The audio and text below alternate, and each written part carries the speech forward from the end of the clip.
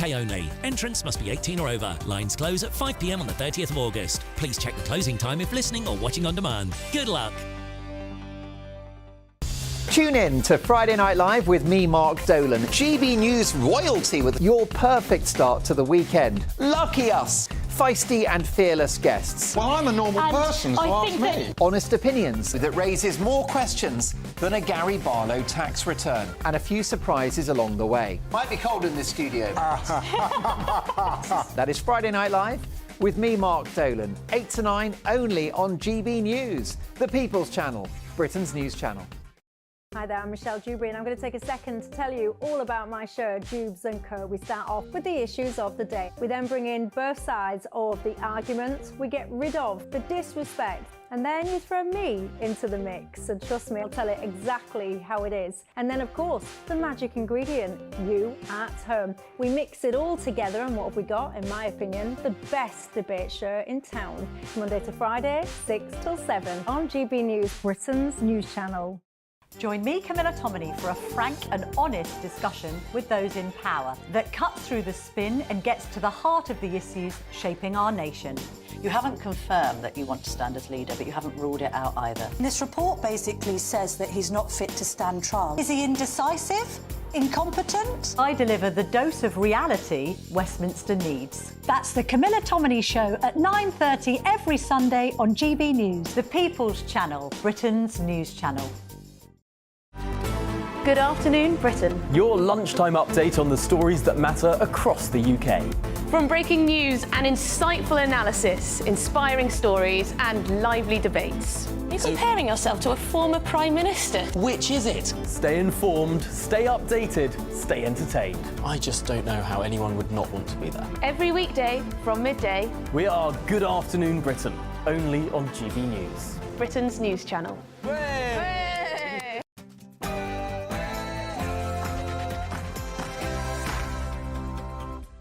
It's 9 o'clock on television, on radio and online. In the United Kingdom and across the world, this is Mark Dolan Tonight.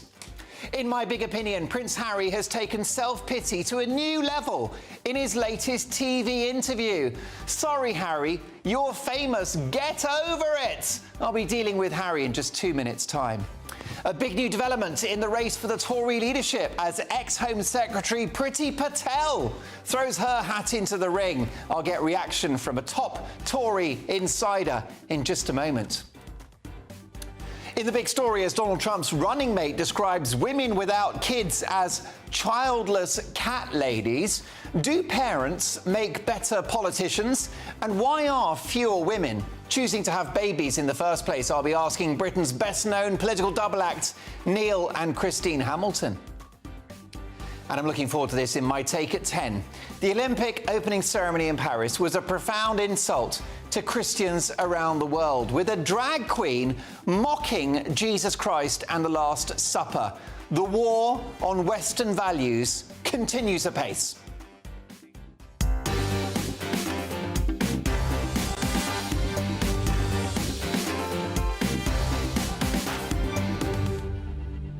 I am boiling with rage about the insulting Paris Olympics opening ceremony. They wouldn't do that with any other religions, would they? That is my take at 10. You won't want to miss it. So 2 hours of big opinion, big debate and big entertainment. Mark Dolan Tonight is your perfect Saturday night in. So get a bottle of something cold and fizzy open or fire up the kettle, because you and I have got work to do. First, the news headlines and Sam Francis.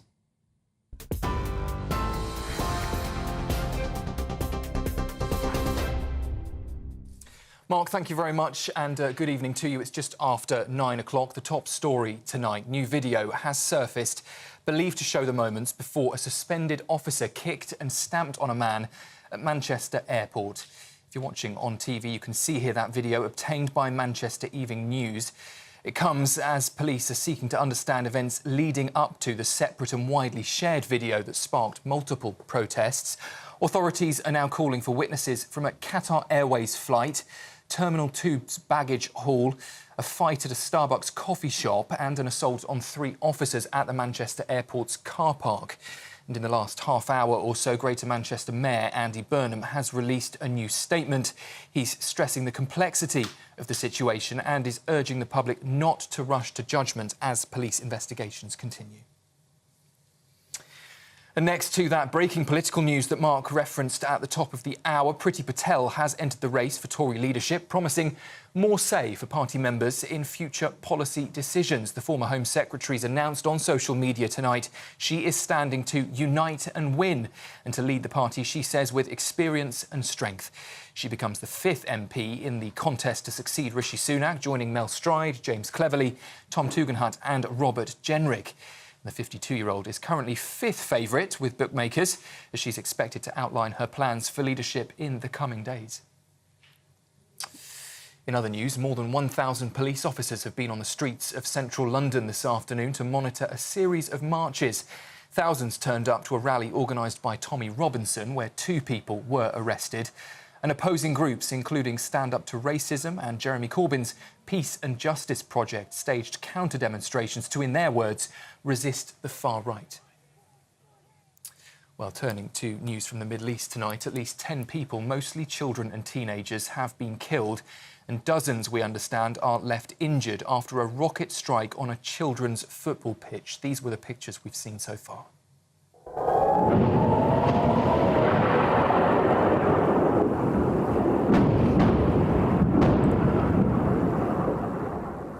Well, Israel is claiming that that strike hit the Israeli-occupied area of Golan Heights and are blaming Hezbollah for the attack, though the group are denying any involvement at this stage. Witnesses reporting huge destruction and fires at the scene, with videos showing crowds on that football pitch with stretchers appearing to rush people who are injured into ambulances.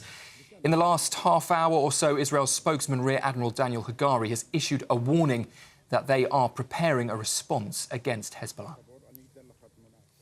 Meanwhile, in the US, the FBI has U-turned over claims that Donald Trump may not have been hit by a bullet in a Pennsylvania rally. It comes after FBI Director Christopher Wray told lawmakers the former president's injury could have been caused by glass. That, though, has been denied by former White House doctor Ronnie Jackson, who's described those comments as wrong and inappropriate. The FBI has now issued a statement confirming Trump was indeed struck by a bullet. It could have either been, they say, whole or fragmented into smaller pieces. Here at home, the number of migrants who've illegally crossed the English Channel this year has now passed 16,000 people. Around 350 were intercepted today alone, 80 of them rescued from a sinking inflatable. A French border vessel had been escorting the overcrowded boat into UK waters when it began rapidly deflating. The new Labour government's vowing to smash the people smuggling gangs and is setting up a border security command to tackle the crisis. And finally, before we hand back to Mark, a roundup of today's Olympic news and good news for Team GB. They are already on the medal board on the opening day of the competition in Paris. Cyclist Anna Henderson's bagged silver in the women's individual time trial, but sadly Josh Tarling missed out on a podium spot in the men's event because of a puncture. And kicking off the medal collection this morning, divers Yasmin Harper and Scarlett Mu-Jensen secured a bronze. And tonight, hopes were high for swimmer Adam Peaty, and he didn't disappoint. He's guaranteed his spot in Sunday's final by winning his breaststroke semi-final tonight. However, rain did stop Britain's tennis players getting some of their singles matches underway. Those are the latest GB News headlines for now. I'm Sam Francis. Much more still to come with Mark, and I'll be back in the next hour. For the very latest GB News direct to your smartphone, sign up to News Alerts by scanning the QR code or go to gbnews.com/alerts.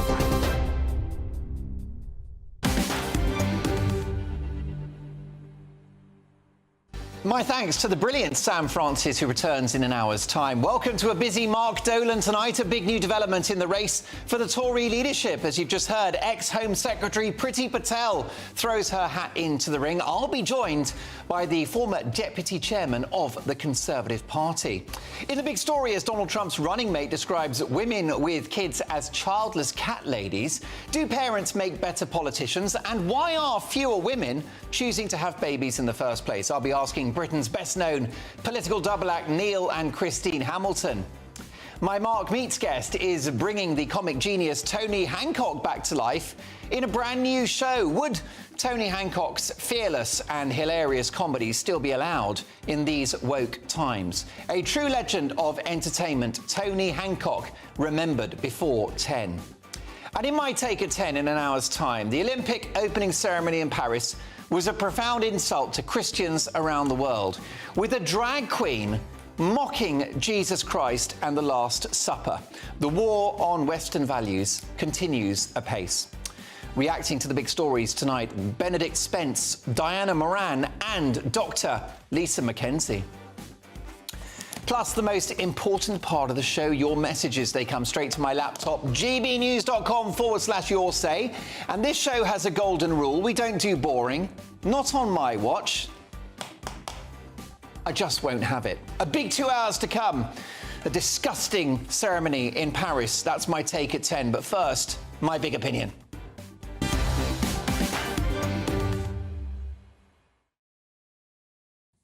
Prince Harry, the world's least happy millionaire, strikes again. Appearing in an ITV documentary entitled Tabloids on Trial, he reveals that the UK is now too dangerous a place to take his wife Meghan, and that his noble fight against the press was a big factor in the rift between him and his family.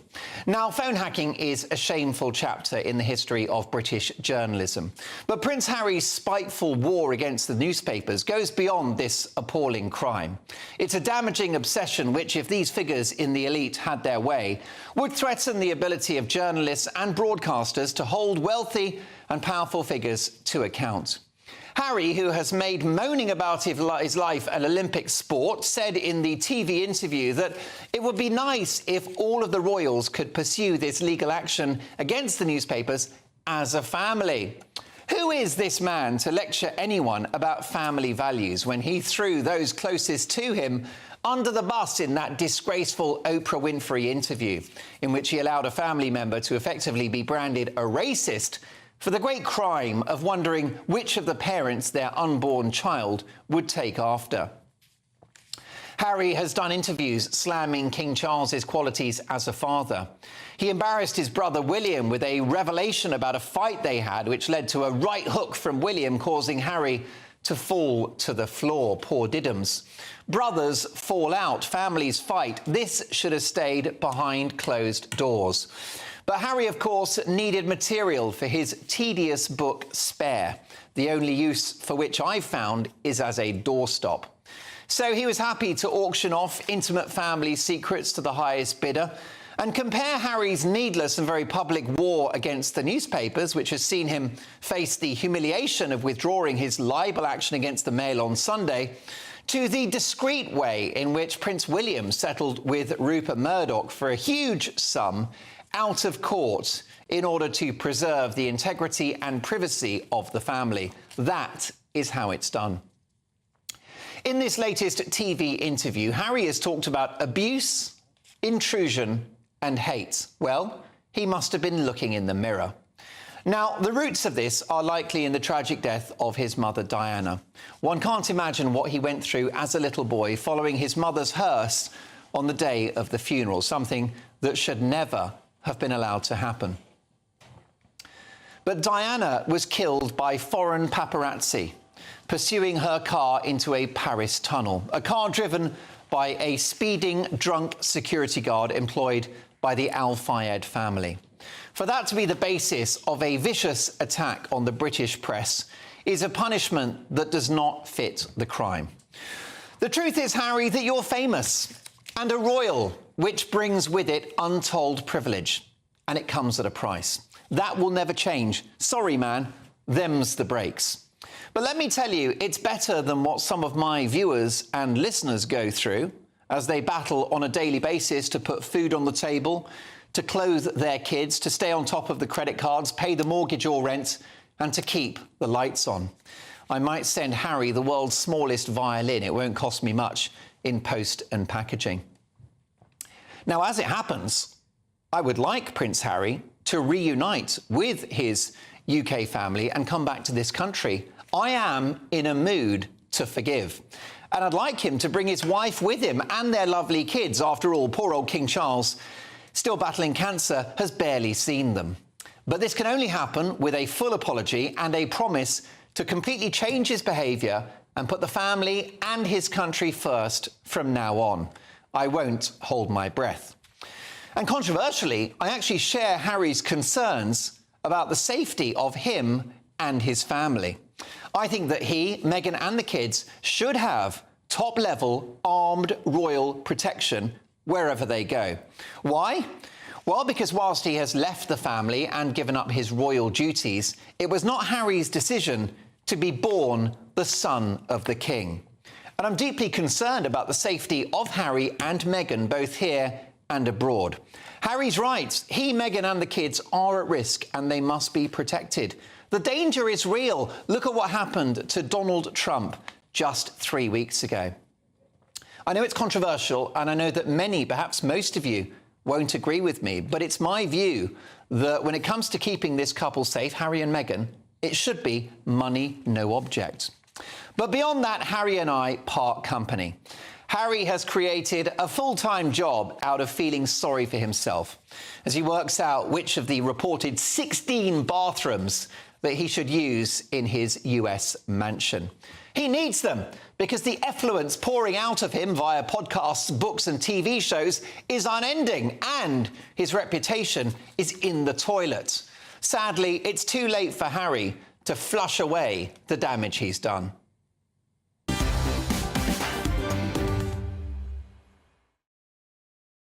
Your reaction, gbnews.com/your say. Should we be paying for Harry's security? I'll get to your messages shortly, but first, tonight's top pundits. Journalist and political commentator Benedict Spence, model, broadcaster and the green goddess herself, Diana Moran, and anarchist and academic Dr. Lisa Mackenzie. Great to see all three of you. Let me start with you, Benedict. Nice to see you and welcome to the show. Thank you. Your reaction to Prince Harry's latest TV interview and his concerns about his safety and that of his wife. Honestly, it's unbearable to keep on hearing the same old shit. You're talking about me and my model? Well, no, to be fair, you have to keep on talking about this because he keeps on doing about it. We're sort of just reaching the stage where, as you said, you'd like to see a reconciliation. I think most people would like to see reconciliation. They'd like to see a dialing down of all of this, but we never get it. We just get more whinging, more moaning, and more complaints. And you have to just say to yourself, at some point, if you would like this sort of protection, you kind of need to take a little bit more responsibility. You cannot be so antagonistic, which, let's be clear, is part of the reason why you don't have that security right now, is that there has been a fracturing of your relationship. You're not playing an active role as a member of the royal family. That's why it's gone. And nobody's saying that you have to sort of come back and go back to, you know, cutting ribbons and all that sort of thing. You don't necessarily need to do that. But until there is some goodwill, I don't see how it's ever going to end up in a positive outcome for him. What part of that doesn't he understand? Interesting. Diana Moran, I think for once that Harry's right on this occasion. When he talks about the safety of him and his family, he thinks Meghan is not safe here in the UK without royal protection. I think he's right. I do think he's right on that, and especially because she's high profile as well, and there are dear little children. Yeah. But I agree with you. I am absolutely fed up with his whinging all the time. And it also makes me think he's got a lot of money himself. He doesn't have to live in that enormous house. He could sort of downsize a little bit and help towards security for himself. So you and feel his that he needs to make a contribution to his own security when he's here in the UK? I do. And that's because of his poor attitude, that's why? You think if he had a better attitude, you'd be happy to splash the cash? Well, then people wouldn't be perhaps gunning for him quite so much if he was still a pleasant member of the royal family instead of this undermining that he's doing all the time. Well, I think that ultimately, Lisa Mackenzie, it doesn't matter what Harry says or does, he is a target, his family are a target, because he is the son of the King of the United Kingdom.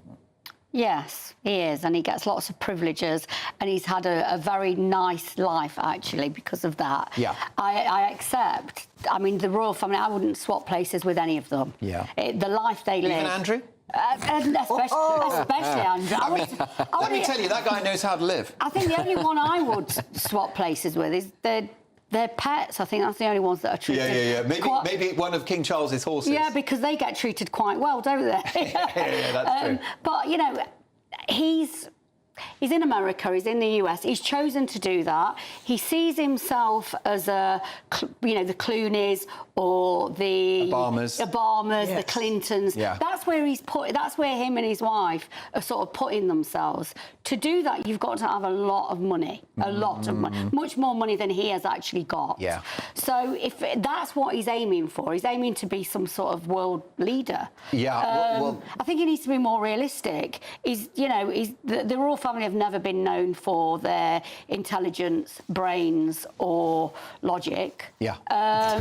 So I think he needs to be more realistic. Cutting the ribbon and waving is actually very suited for that. There you go. Well, look, I'll get to your messages shortly. I know it's an unfashionable view that the British taxpayer should be stumping up for Harry's safety and that of his family. But I specialise in unfashionable opinions. Let me know your thoughts. gbnews.com/your say. But next up in the big story, as Donald Trump's running mate describes women without kids as childless cat ladies, do parents make better politicians? And why are fewer women choosing to have babies in the first place? I'll be asking Britain's best-known political double act, Neil and Christine Hamilton.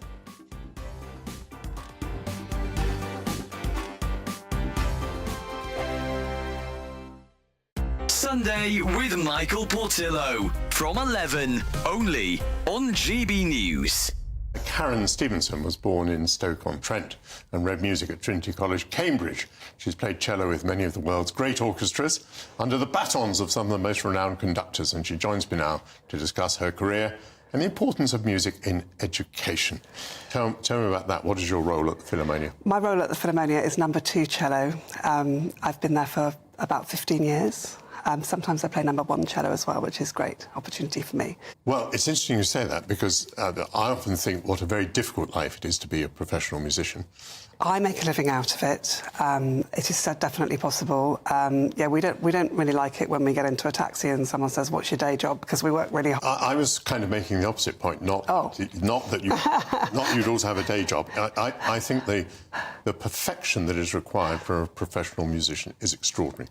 On the whole, we are intolerant of mistakes in classical music. Yes, we are. And I just wondered whether you don't become very frustrated with a world in which everything else is imperfect. You are only as good as your last concert, Michael. That's how it feels. It is a lot of pressure.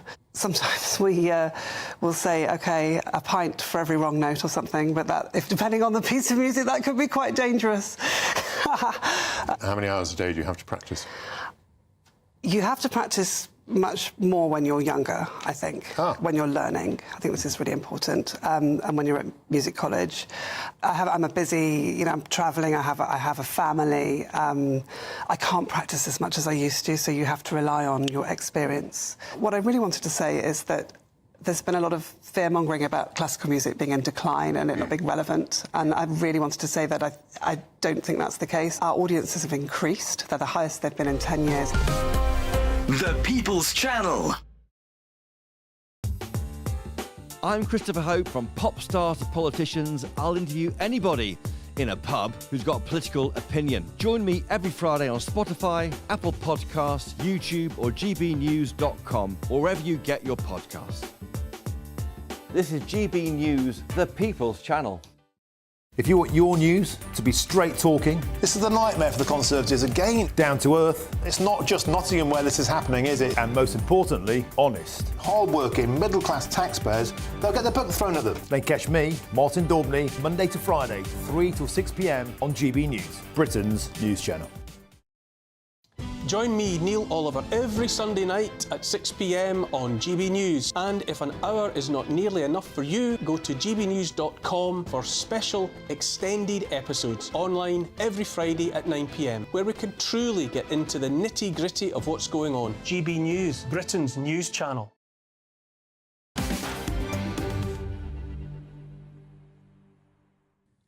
Well, big reaction to my big opinion. It's my view that we need to pay for the security of Prince Harry and Meghan Markle should they return to the UK.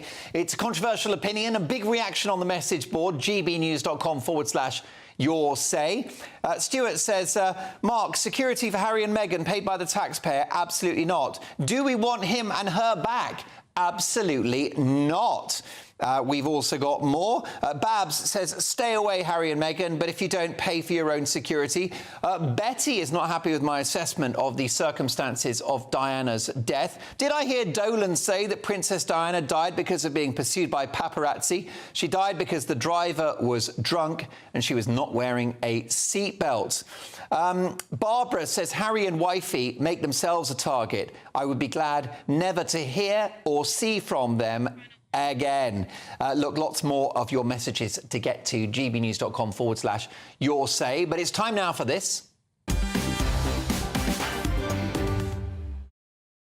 Yes, it's time for the big story, and Hollywood actress and Friends star Jennifer Aniston has hit out at Donald Trump's running mate, J.D. Vance, for referring to women without children as cat ladies. Take a listen to his original remarks made to Fox News in 2021.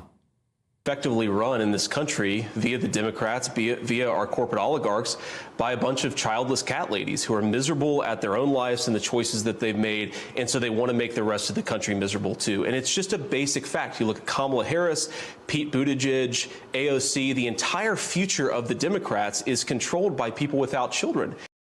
Good old Tucker just nodding his head sagely like that with the poker face. But is it right to suggest that people who have had children make for better politicians, or is this outright sexism and misogyny? And with falling birth rates, why are fewer women choosing to have kids? Let's get reaction from Britain's best-known political double act, Neil and Christine Hamilton. Christine, firstly, your reaction to what J.D. Vance said 3 years ago. Well, I think Jennifer Aniston has overreacted, to be honest. I don't think he would have got away with it in this country. He'll get away with it. I mean, anybody who was going to vote for Trump isn't going to be persuaded by this. And if I was in America and was going to be a Trump voter, it wouldn't stop me. But as a childless cat lady, I have no children. I'm child-free. We've come on, you know, women who didn't have children used to be described as barren, goodness knows. Even if it was the husband's fault. So we've moved on from there, but Neil? I prefer child-free. And in 2019, Andrea Leadsom came a cropper on all this because she said that Theresa May was not basically a fit person to run the country because she had no children and therefore didn't have a stake. There was such an outrage that she had to withdraw from the leadership. The rest is history. But I think it's a pretty sexist thing to say. And, you know, he's wrong because she does have children. She has 2 stepchildren. And to say that she doesn't love those stepchildren, they're the children of her husband. She's apparently known as Momola. They decided she didn't want to be known as stepmom, so she's known as Momola. I just think it's a ridiculous thing to say. And if you suddenly become the vice president-elect, everything you've ever said in the days of now in the day of social media, everything is going to be up for grabs. And frankly, as I said, I think it's a very sexist remark. You would never have said that about a man, never have said it about a man. And the idea that just because a woman is child-free, she doesn't have a stake in the future of the country is ludicrous and, frankly, insulting. OK, well, that's interesting. We've got a tweet, Neil Hamilton, from Miriam Cates, OK? So if we could get that one up. She just tweeted this out earlier in the week. She said, of course, politicians don't have to be parents, but having children does give you a different perspective on the future. Raising kids makes you less tolerant of liberal individualism and more keen on maintaining boundaries that protect children. Parents' voices are important. Is she right, Neil?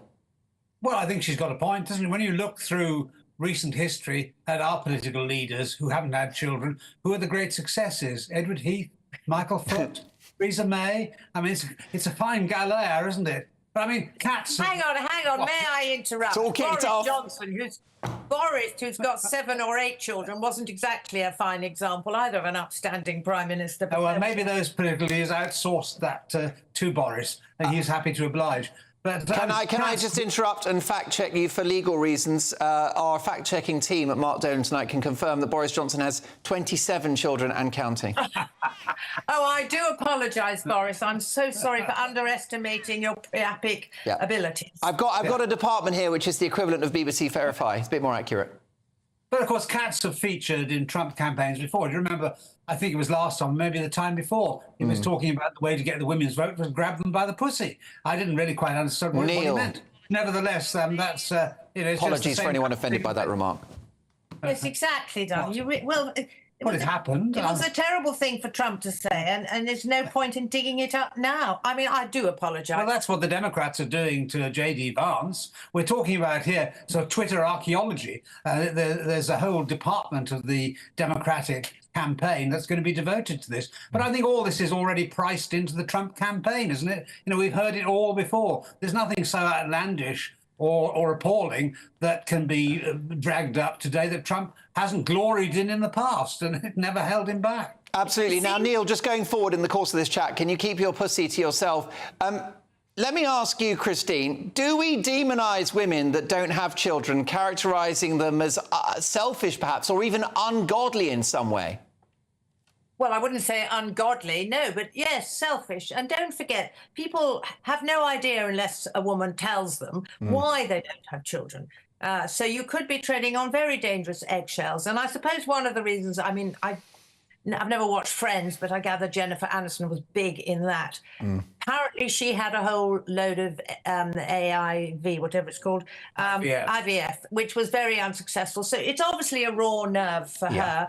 But no, yes, I've been characterised as selfish. We've been characterised as selfish because we didn't have children. We didn't want children. We were 33 before we got married. And between 33, now you can have children until you're about 50. But in those days, you know, 40 was knocking it a bit. And those 7 years were pretty busy. We were having to fight the BBC, a great big libel action. And to be perfectly honest, having a family was the last thing on our mind, but it doesn't make us selfish. And I would Miriam Cates has basically said the same thing as J.D. Vance, that childless women don't have such a stake in the country. Do we not have nephews and nieces? Do we not have great-nephews and nieces? Etc., etc. And I think it's a grotesque slur, frankly, on women who are child-free. But also, perhaps, Christine, child-free mothers going into politics have more time and more energy to devote to their constituents and to the job. Of course they do, but then the other hand, people would say, oh, you know, they don't understand. How can they possibly understand about school policy and education and all this, that and the other? You need everybody. And I think to suddenly cut out a whole swathe of people, and it's more and more now because people are choosing not to have children. I mean, we're reproducing. It used to be 2.5 and a dog. It's now 1.5 and a cat. I know, we're back to the pussy. Listen, Neil, I've only got a couple of seconds. Can I just ask you, should more be done through legislation and the tax system to encourage people to have children? Yeah, definitely. Viktor Orban's got the right idea in Hungary, where they devote enormous amounts of money to promoting the growth of families.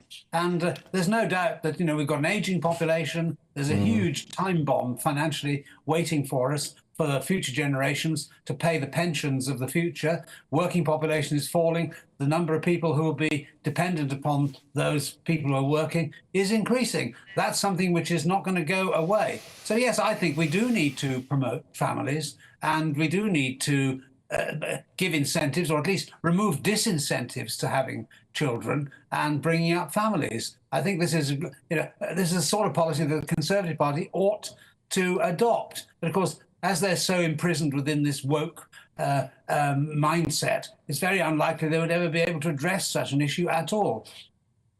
Neil and Christine, always a thrill to have you on the show. Have a great Saturday night and we'll catch up soon. Neil and Christine Hamilton.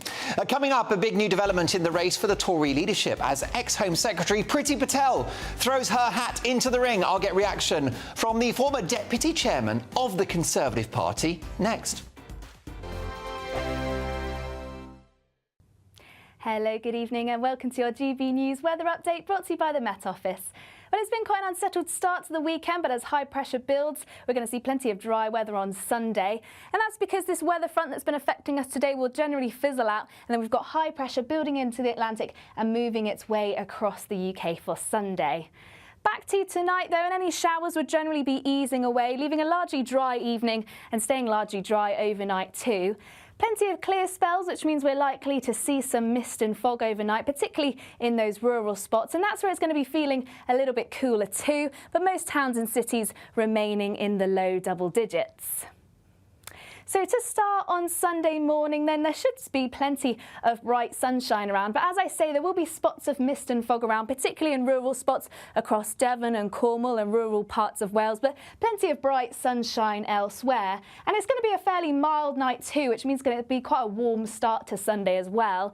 A bit more cloudy across northwestern parts of Scotland and in the north of Scotland too, and just a chance of a few showers feeding in here as well. But otherwise, for Sunday, as high pressure builds, there'll be plenty of dry, fine weather around, feeling very warm in some spots. But do take care as UV levels are expected to be quite high. Into the afternoon, though, we are going to see cloud build into the far northwest of Scotland and later on into western parts of Northern Ireland. So more in the way of hazy sunshine there. But elsewhere, where you do catch those prolonged sunnier periods, that's where it's going to be feeling warm. To start the new working week, there'll still be plenty of dry and fine weather around. A build of high cloud, though, which means there'll be more in the way of hazy sunshine. A different story in the northwest, though, as we continue to see that cloud build and thick enough to produce some spots of rain at times. And still plenty of dry weather into next week, but we could see a thundery breakdown from Wednesday onwards. Bye for now. Join me, Nana Okwir, for an informative, interactive news programme with a difference. It's fun. It's true. You're not wrong. No one will be cancelled. Lovely. Join me from 3 p.m. every weekend, only on GB News, Britain's news channel. In the GB newsroom, we bring you the news as it happens. With our team of dedicated journalists across the UK, GB News brings you accurate reporting of the day's topical agenda. When the news breaks, wherever and whenever it's happening, we'll be there. This is GB News, the People's Channel, Britain's news channel. We're proud to be GB News, the People's Channel. And as you know, we always love to hear your views. Now, there's a new way of getting in touch with us at gbnews.com/yoursay. By commenting, you can be part of a live conversation and join our GB News community. You can even talk to me, Bev Turner, or any of the members of the GB News family.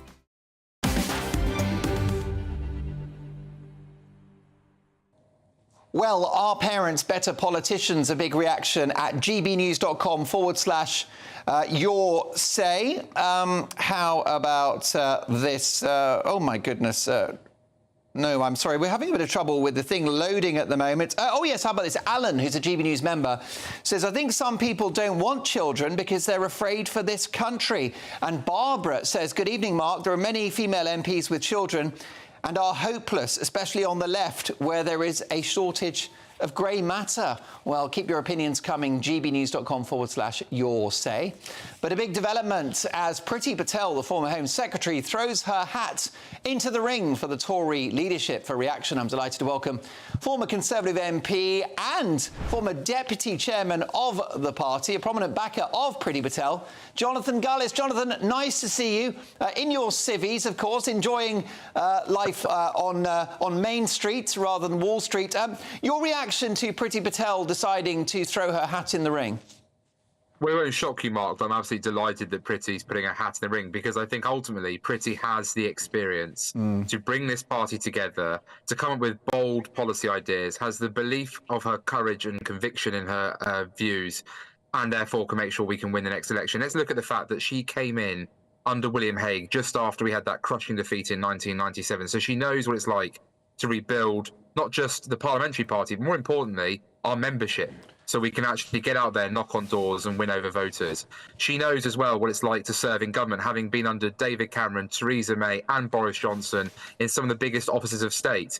So that, again, those three prime ministers represent a broad church of the Conservative Party, but has been exempt from the melodrama under Liz Truss and Rishi Sunak, as well as the decisions that were made under those governments, because she was on the backbenches, not getting involved in the drama, not going out on the airwaves or writing articles damaging the Tory brand, but staying true to who she was. So, for example, just as she was a Spartan when it came to Brexit, she voted against the Windsor Framework because she wanted to protect our precious union and make sure that we delivered the type of Brexit that we promised. So that, again, takes courage to do those type of things. And that's why I'm delighted that she's put her hat in the ring. She will get our grassroots excited.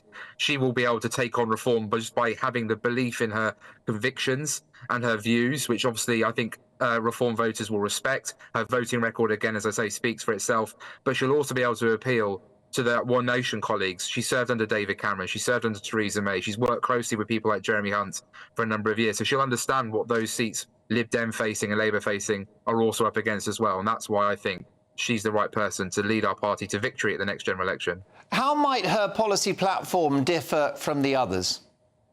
Well, look, I like the fact that I've started to see other candidates suddenly get on board the bandwagon at this very late stage when it comes to party reform. But back in 2018, Priti was talking about having an elected party chairman to actually make sure our members have their voice heard much more. And she's reiterated that again. Now, of course, there'll be a look at how that works, so to speak, but I think that's a great way to make sure members feel they have someone at the top table in the shadow cabinet and then hopefully in the cabinet in the not too distant future, having their voices and their views represented, as well as making sure the grassroots have their ideas pushed in front of ministers so that we can actually come up with that exciting and dynamic platform. She's also the one who introduced the points-based immigration system. Now, I know some may say, but obviously immigration went up in that time, but what Priti did by being a Spartan was make sure, one, we delivered Brexit, we took back control of our laws, and now it's up to ministers to be responsible for actually making sure that they take the tough decisions to drive illegal migration numbers down. And Priti obviously left office in October 2022 as a Home Secretary,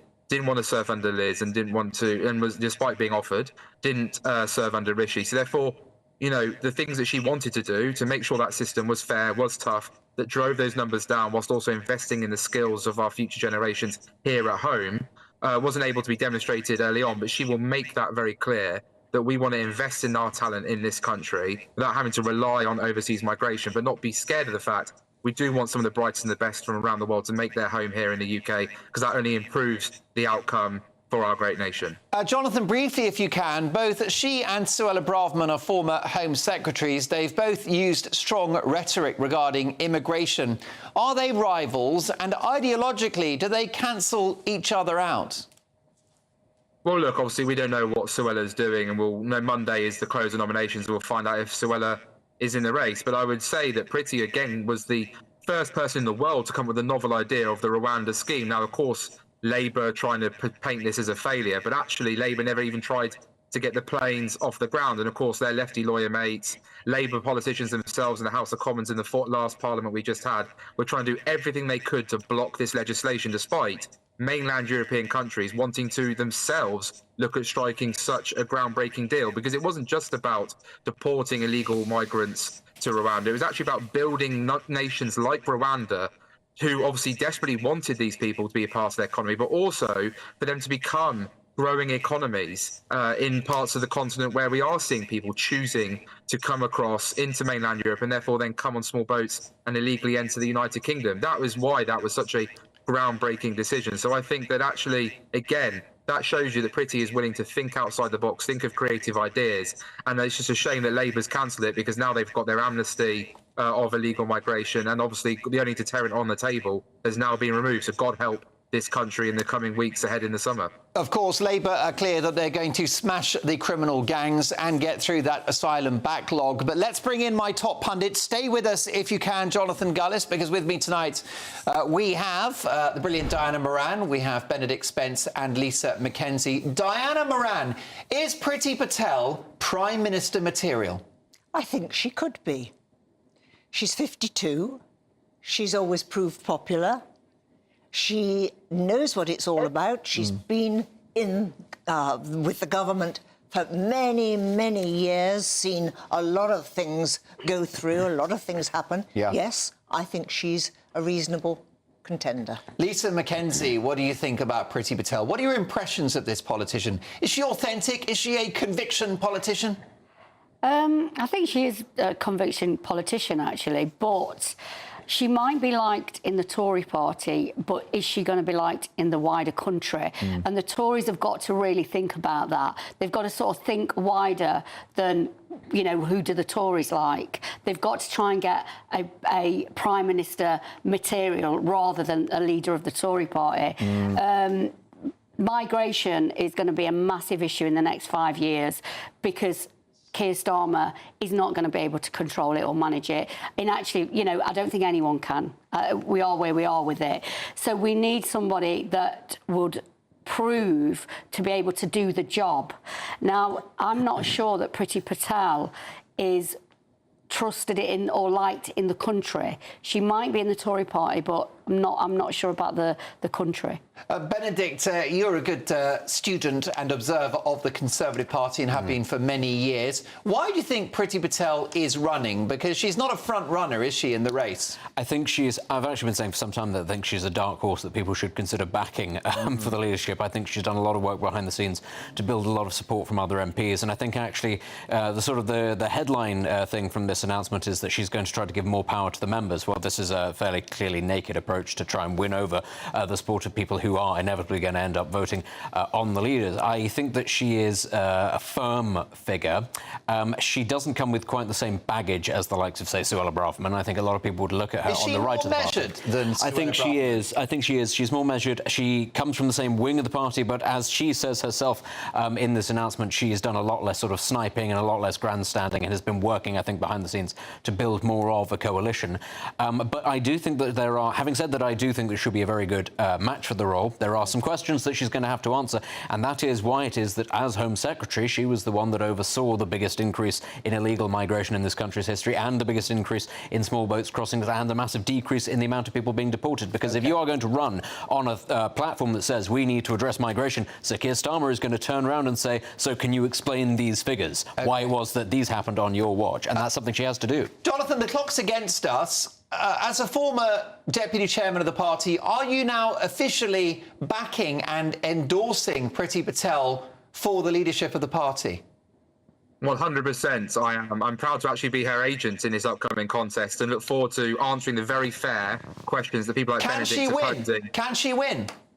Oh, absolutely, she can win. And I think it goes down to the very simple fact that she's a very popular member of Parliament. There's a side of her that not many people see, which is a caring, compassionate type. Well, you know, for example, when my daughter had her christening, suddenly Priti popped up with a present. She asked after my partner all the time, who's actually a Labour Party member from the past, and has greatly welcomed her into the Conservative folds. And there's someone who has let some of our newly elected colleagues use her office in the first weeks of Parliament so they could get settled, get accustomed to the way Parliament works, and has offered her support both on the campaign trail and in terms of raising finance for those colleagues too, to make sure that we got Conservatives elected under very difficult circumstances in the most recent general election. She puts party first, but most importantly, she will put country first, and she's demonstrated that when it comes to respecting the democratic mandate of Brexit, wanting to protect our precious union with the Windsor Framework Rebellion, and more importantly, like Benedict has pointed out, she's talked about party reform, but unlike others, she's been banging that drum for 5+ years now, well before it was fashionable to do so,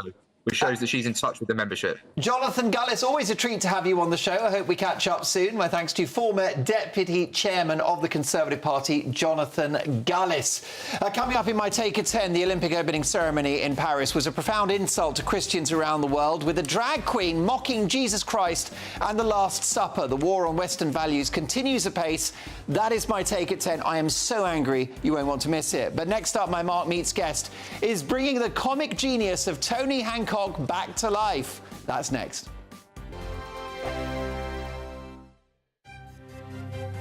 GB News Breakfast. Every day from 6 a.m. Khloe Kardashian has come under fire after posting a picture of her 6-year-old daughter wearing a full face of makeup. Yeah, the reality TV star said the youngster was participating in a dance recital and that wasn't an everyday occurrence. So this morning we're asking, is it ever okay to let children wear makeup? Well, joining us now is journalist Julie Cook. So, Julie, it's a child wearing full rouge, bright red lipstick, hair tied back, looking very, very stylised, very much, I think, like a young adult. Is this really the sort of thing we should be doing with small children? Oh, I think it's absolutely fine. I mean, first of all, in Khloe Kardashian's case, it was a dance recital, so it was very much a kind of performance element to it. She said herself in her post, it wasn't something they do every day. She was taking part in a dance activity. So, you know, I think she's vindicated on that front. But I've let my daughter play with makeup since she was 3. When she was 3, she showed a distinct interest in my makeup palettes, going through my stuff. She's 10 now, and while I don't let her wear a full face like a drag queen, I do let her wear, you know, a bit of mascara on a weekend if she wants to. I don't see any harm in it. Clearly, if you're a child of a Kardashian who's paid millions of dollars to endorse cosmetics, you know, that's part of the fabric of their family. My concern, though, Julie, is putting those pictures on social media where people can see them. We live in an age now where, you know, wrong-uns are scouring the internet all the time. A lot of girls do enjoy putting makeup on. It's almost like a self-expression thing. It's like painting on a canvas. They're just trying to be a bit artistic. I don't think it's necessarily as sort of sinister as we're making out. And I think as long as you're not posting pictures everywhere or putting them at risk of harm, I don't see any danger. The People's Channel. Every Saturday, 10 till 12, we'll bring you all of the news that you need to know. We'll also remind you that there is so much to smile about. It's my favourite time of the week. I get to relax, enjoy some light-hearted stories, and let Ellie teach me about fashion too. That's Saturday Morning Live, every Saturday, 10 till 12. Only on GB News, Britain's news channel. If you want your news to be straight talking, this is a nightmare for the Conservatives again. Down to earth. It's not just Nottingham where this is happening, is it? And most importantly, honest. Hard-working, middle-class taxpayers, they'll get the book thrown at them. They catch me, Martin Daubney, Monday to Friday, 3 till 6 p.m. on GB News, Britain's news channel. Join me, Nana Akweer, for an informative, interactive news programme with a difference. It's fun. It's true. You're not wrong. No one will be cancelled. Lovely. Join me from 3 p.m. every weekend, only on GB News, Britain's news channel.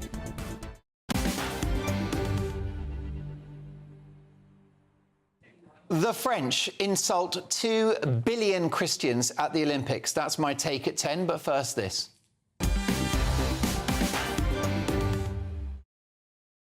Yes, it's time for Mark Meets, and this evening Tony Hancock was arguably the most admired comedian of his generation.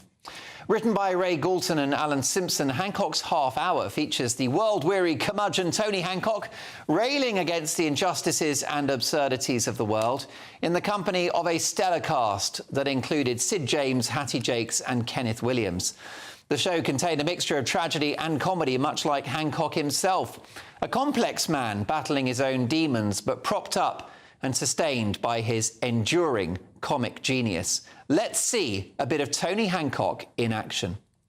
You came here to give us some of your blood. Well, you've just had it. How much do you want, then? Well, a pint, of course. A pint? Have you gone raving mad? You must be joking. A pint is a perfectly normal quantity to take. You don't seriously expect me to believe that? I don't mind giving a reasonable amount, but a pint? That's very nearly an armful. I don't mind that much, but I'm not having it up to here. Sorry, I'm not walking around with an empty arm for anybody. I mean, unparalleled genius, in my opinion. Well, to celebrate 100 years of Tony Hancock and 70 years of Hancock's Half Hour, 3 rare lost episodes are brought back to life in a stunning new show, which will be performed in London's Leicester Square Theatre on the 17th of September, followed by a nationwide tour. I'll give the details at the end, but essentially Google Hancock The Lost Episodes and you'll find the details. The man who adapted those lost episodes and who stars as Hancock is the writer and actor John Hewer, who joins me now. John, congratulations on this production. Why was Tony Hancock so popular? Thank you very much indeed, Mark. Hancock was so popular because the writing and the performance gelled so well, as they do in many of our classic sitcoms that we remember to this day. And the writing was so timeless. There are traits in Hancock's character that we recognise in ourselves. And I think that speaks volumes, because here we are 70 years on from the very first episode of Hancock's Half Hour, and, you know, we still remember him and revere him, like you say. There's a clear history of the classic British comedy sitcom character that stemmed right back from Hancock, going through the Steptoe and Son era, Dad's Army, Fawlty Towers, Porridge, Hyacinth Bouquet, David Brent from The Office, they all stem from Hancock's Half Hour, and the writing is still very, very sharp indeed, thanks to, like you said, the wonderful work of Dolan and Simpson. Absolutely. He's a great, great comedian, of course, Tony Hancock, and a really brilliant actor. For me, he's up there with Peter Sellers. What do we know of his personal story and his origins? So he was born in Birmingham in 1924. The family moved to Bournemouth, and his dad, his family rather, they used to own a pub down there where various variety acts would come and stay when they were touring. And Tony Hancock just used to sit at the end of the bar and watch them performing, after hours, so to speak. And it all kind of just went into his act. And then, throughout the post-war years, he performed famously at the Windmill Theatre, known as the Theatre Never Closed during the Second World War. And from there, he went into radio work. Dolan Simpson found him on a radio series called Happy Go Lucky, I believe, in the early 50s.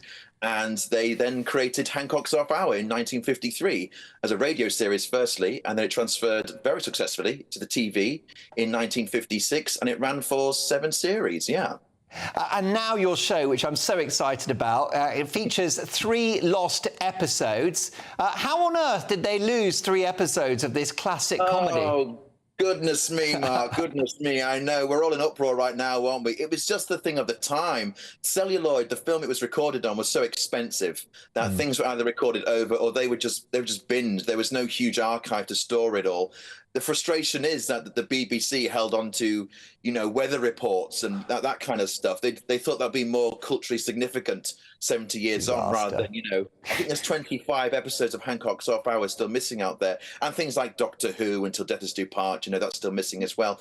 But thankfully, Ray Galton, in his infinite wisdom, stored every single draft of every script he and Alan ever wrote together. Brilliant. And in his cellar, there would be stacks upon stacks of filing cabinets, just these scripts stored away. And they read so, so well. That's how I got involved, is I actually read them. That is so good. Look, I've only got a couple of seconds left. I don't want to put you on the spot, but are there a couple of lines from the new show that you love delivering? Oh, goodness me. Do you know what? We haven't started rehearsals yet, but I had the pleasure of reading those scripts on the London Underground. And to read London Underground and to be laughing out loud is kind of forbidden, isn't it, to make a noise in the Underground? Well, it is. But I was there chopping away at these scripts. They are fantastic. But you're working on the voice, right? And that's almost an armful and all the rest of it. You're seeking to embody that. You must be David Badge. Yes, there we go. Hancock's Half Hour. That is genius. Listen, I can't wait to see the show. Let me tell you that Hancock's Half Hour, the lost TV episodes, will be performed at London's Leicester Square Theatre on September the 17th before it heads on tour. Head to hambledonproductions.com or search Hancock the Lost Episodes. Next up, the Woke Olympics. That warm feeling inside from Boxed Boilers, sponsors of weather on GB News. Hello, good evening and welcome to your GB News weather update brought to you by the Met Office. Well, it's been quite an unsettled start to the weekend, but as high pressure builds, we're going to see plenty of dry weather on Sunday. And that's because this weather front that's been affecting us today will generally fizzle out. And then we've got high pressure building into the Atlantic and moving its way across the UK for Sunday. Back to tonight, though, and any showers would generally be easing away, leaving a largely dry evening and staying largely dry overnight too. Plenty of clear spells, which means we're likely to see some mist and fog overnight, particularly in those rural spots. And that's where it's going to be feeling a little bit cooler too, but most towns and cities remaining in the low double digits. So to start on Sunday morning, then there should be plenty of bright sunshine around. But as I say, there will be spots of mist and fog around, particularly in rural spots across Devon and Cornwall and rural parts of Wales, but plenty of bright sunshine elsewhere. And it's going to be a fairly mild night too, which means it's going to be quite a warm start to Sunday as well.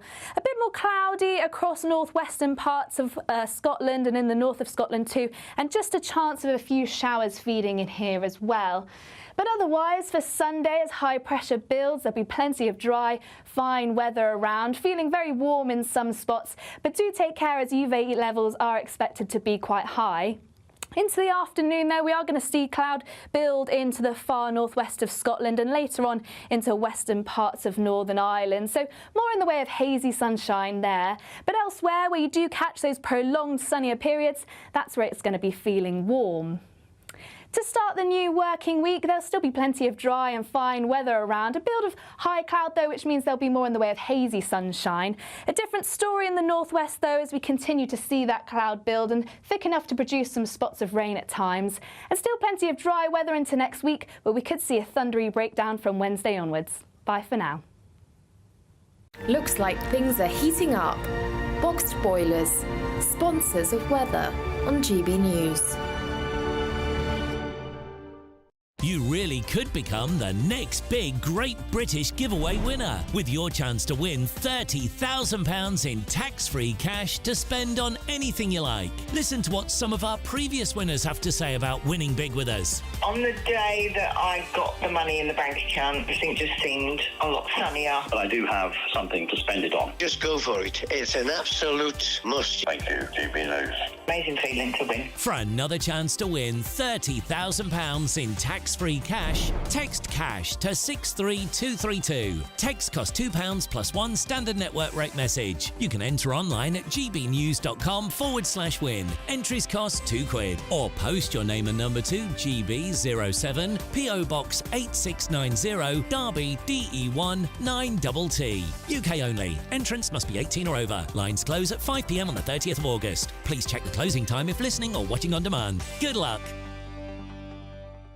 Join me, Camilla Tominey, for a frank and honest discussion with those in power that cuts through the spin and gets to the heart of the issues shaping our nation.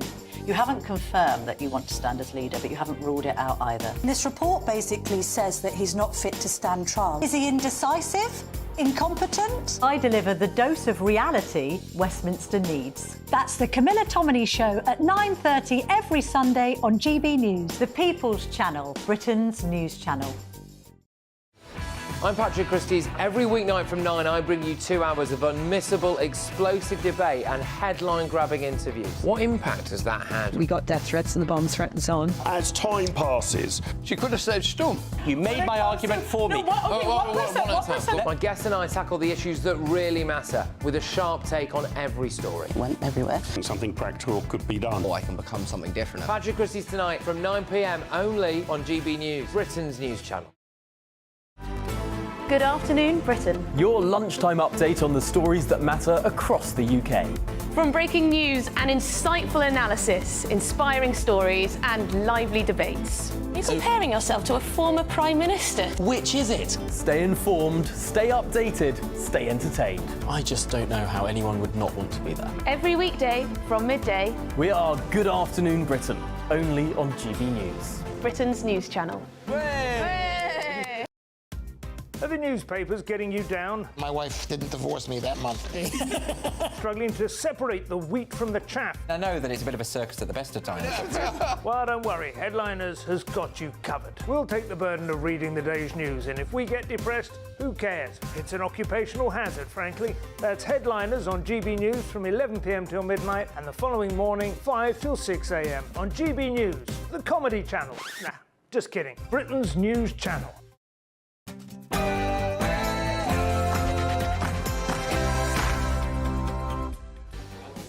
It is at 10 o'clock on television, on radio and online. In the United Kingdom and across the world, this is Mark Dolan Tonight.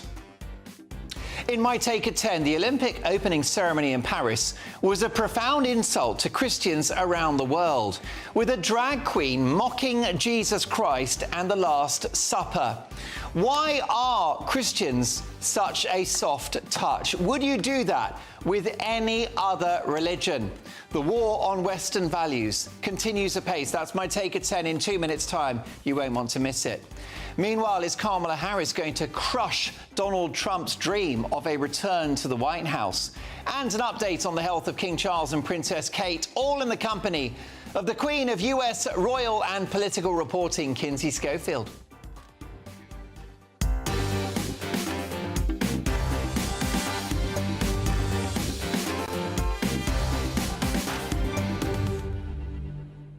A big hour to come. The French insult 2.5 billion Christians around the world with the worst Olympic opening ceremony in history. That is my take at 10. In 2 minutes' time, first, the excellent Sam Francis.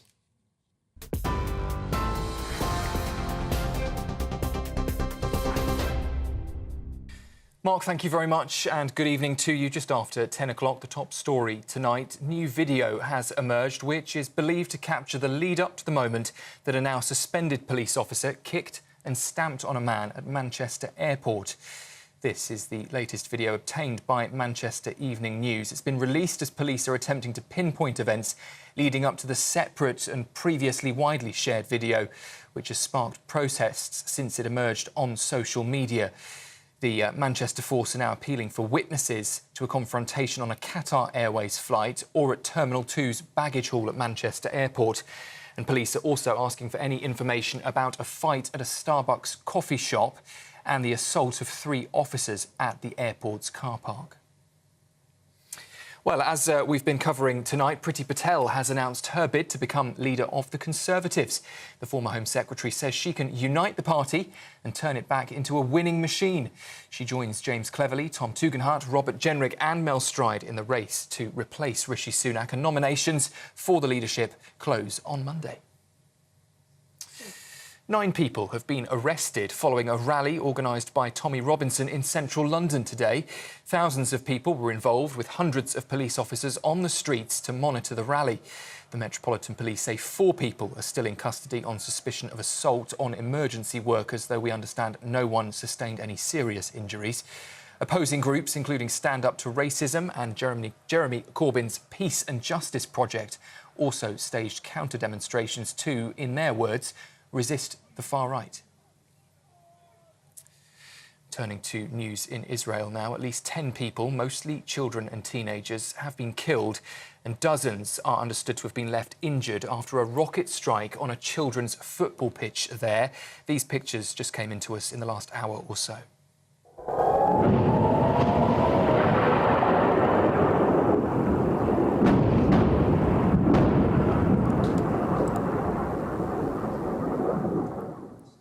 Well, Israel is claiming that the attack hit the Israeli-occupied area of Golan Heights, with witnesses reporting huge destruction and fire at the scene.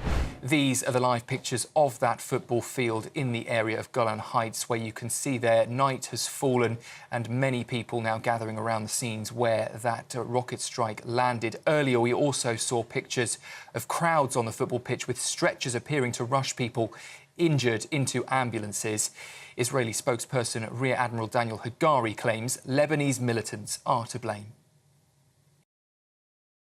Our citizens in the north, firing thousands of rockets and missiles and UAVs at northern Israel, targeting families, homes and communities.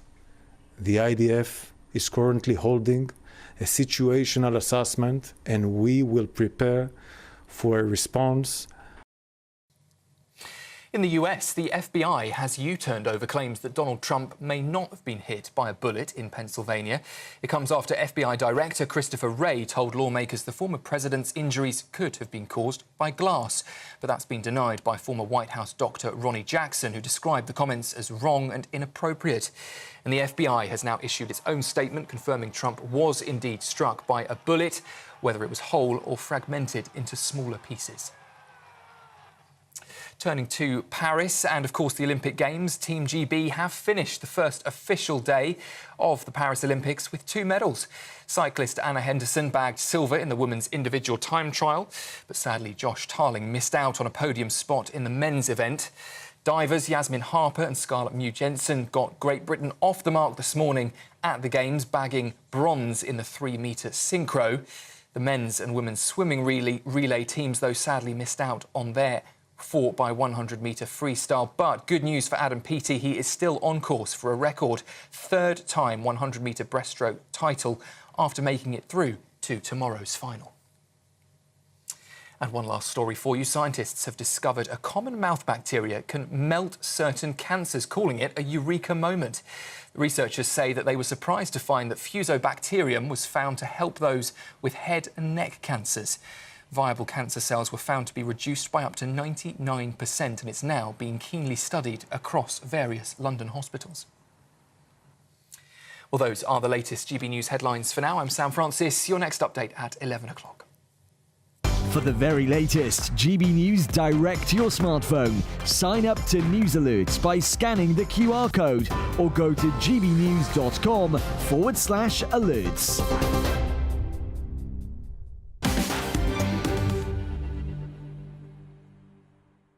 I see Sam Francis has been topping up the tan. He returns in an hour's time. Welcome to Mark Dolan Tonight. Is Kamala Harris going to crush Donald Trump's dream of a return to the White House? And an update on the health of King Charles and Princess Kate, all in the company of the Queen of US royal and political reporting, Kinsey Schofield. Plus, tomorrow's newspaper front pages and live reaction in the studio from tonight's top pundits. This evening, Benedict Spence, Diana Moran and Dr. Lisa McKenzie. A packed hour, those papers are coming, plus my top Westminster insider. But we start with my take at 10.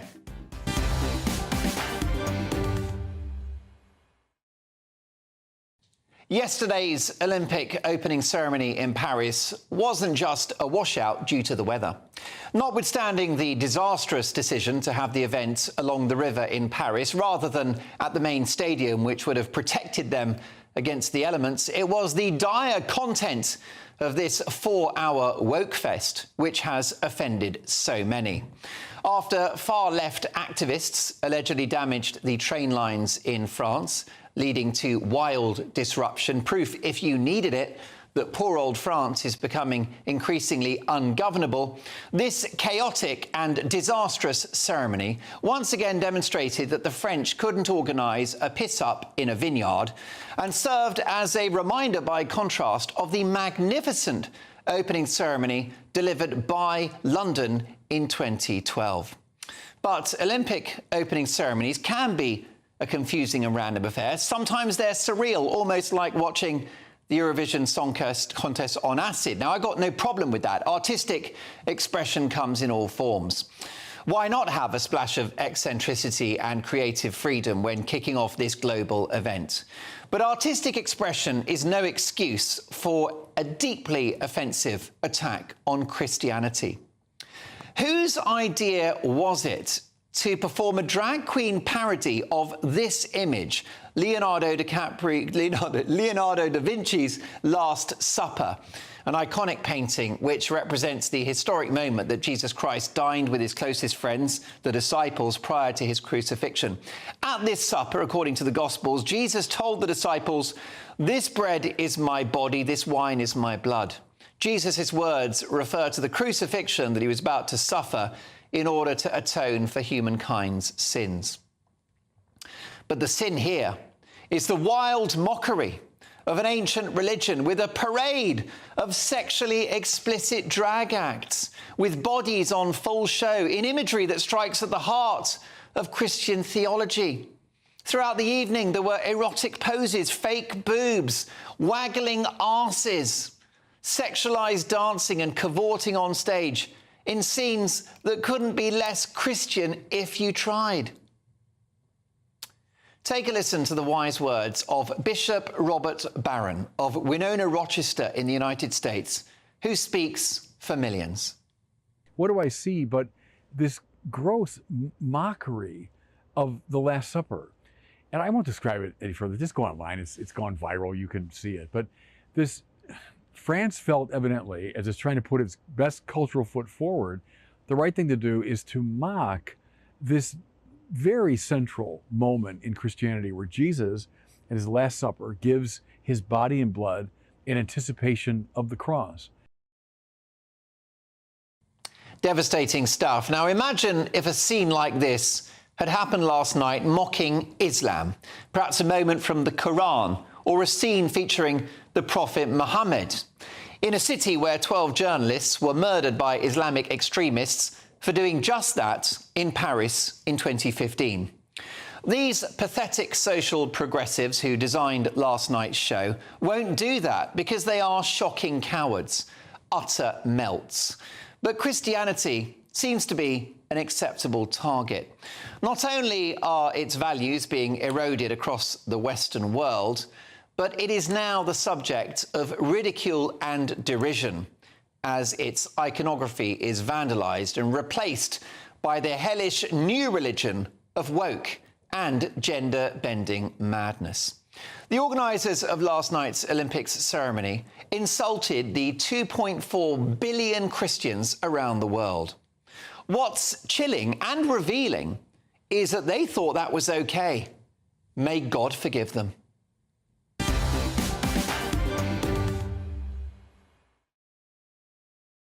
Your reaction, please. gbnews.com/your say. Can I just add that it was the worst Olympic opening ceremony in history? Not just my words, but that of my floor manager, Chloe, who's always right. Let's hear from tonight's top pundits, journalist and political commentator Benedict Spence, model and broadcaster, the Green Goddess herself, Diana Moran, and anarchist and academic Dr. Lisa Mackenzie. Lisa, they wouldn't do that with any other religion, would they? No, I mean, that's actually quite true. They wouldn't, because the backlash would just be too intense. I mean, I'm an atheist, so I was not offended by the religious element of this. You know, I was a big fan of Madonna in the 80s. She did it much better, actually. What I was offended by was its absolute rubbish and lack of sort of coherence and uninteresting. You know, when the drag queens came on, I actually thought, is it RuPaul? You know, it was just drag race. It was just Drag Race, and I love Drag Race. And actually, Drag Race is a lot better than that. So I don't know. You know, I really don't know what they were doing because they did everything really badly. I was in a pub last night in Islington and I was with a load of, you know, old cockneys, and they were having the best night of their life, laughing how the French had stuffed it up. They had a great time. We're just laughing through the whole thing, going, oh my God, what does that mean? What's that about? So I think if I'm offended by anything, it's just that it was so poor. Indeed. Diana Moran, was that performance an attack not only on Christianity, but on Western values? I think it definitely was. I personally am deeply offended by seeing that. It's disgusting. And when you consider that there are 2.4 billion Christians around the world, many of whom would have been in France and in many of those other countries represented, I think it was utterly disgusting. Indeed. Benedict, can you give us a sense of what the reaction might have been if last night's main moment was a mockery of Prophet Muhammad or the Quran? Well, I don't think we can imagine it because that's the point. They wouldn't dare to do something like that. But yeah, you know, that's the other thing. They wouldn't dare to do it for Krishna or Hinduism or Sikhism or anything like that, because there is a very selfish attitude when it comes to this, that because France is a Christian country, that they are allowed to mock Christianity because it's theirs, and actually to hell if anybody else has another opinion. Ultimately, I mean, there's a great deal of irony to all of this because, you know, we were talking the build-up to these Olympics. Lots of people were worrying about, oh, sabotage. What if there's Russian sabotage? What if Hamas tries to sabotage it? And it turns out all that was required was a French planning committee to sabotage the entire thing. They've made a complete pig's ear of the entire show. But this wasn't for, I think, a domestic French audience. This was for a sort of a global elite. This was ultimately actually aimed almost at an American progressive audience. Drag queens, you know, American pop stars, that sort of thing. Actually, what was French about it? There was very little that was French. There wasn't really a celebration of French culture. culture, not a French culture that I would recognise. All there was an attempt to be rather snooty, rather haughty about a religion that, as you say, has 2.5 billion adherents, many of whom are French, all living in former French colonies, many of whom are athletes at these games. Who on earth thought this up? You know, quite apart from the bad choreography and the appalling way that it was sort of staged outside, that is what sort of really fell flat, is that it was simply not really very French, didn't really seem to appeal to anybody, except a few people maybe watching in New York and Los Angeles. Why are Christians such a soft touch, and was this a wider attack on Western values? I think it's an example of the West hating itself, which will ultimately be our downfall. Let me know your thoughts. gbnews.com/your say. But next up, is Kamala Harris going to crush Donald Trump's dream of a return to the White House? And an update on the health of King Charles and Princess Kate, all in the company of the Queen of US royal and political reporting, Kinsey Schofield. That's next.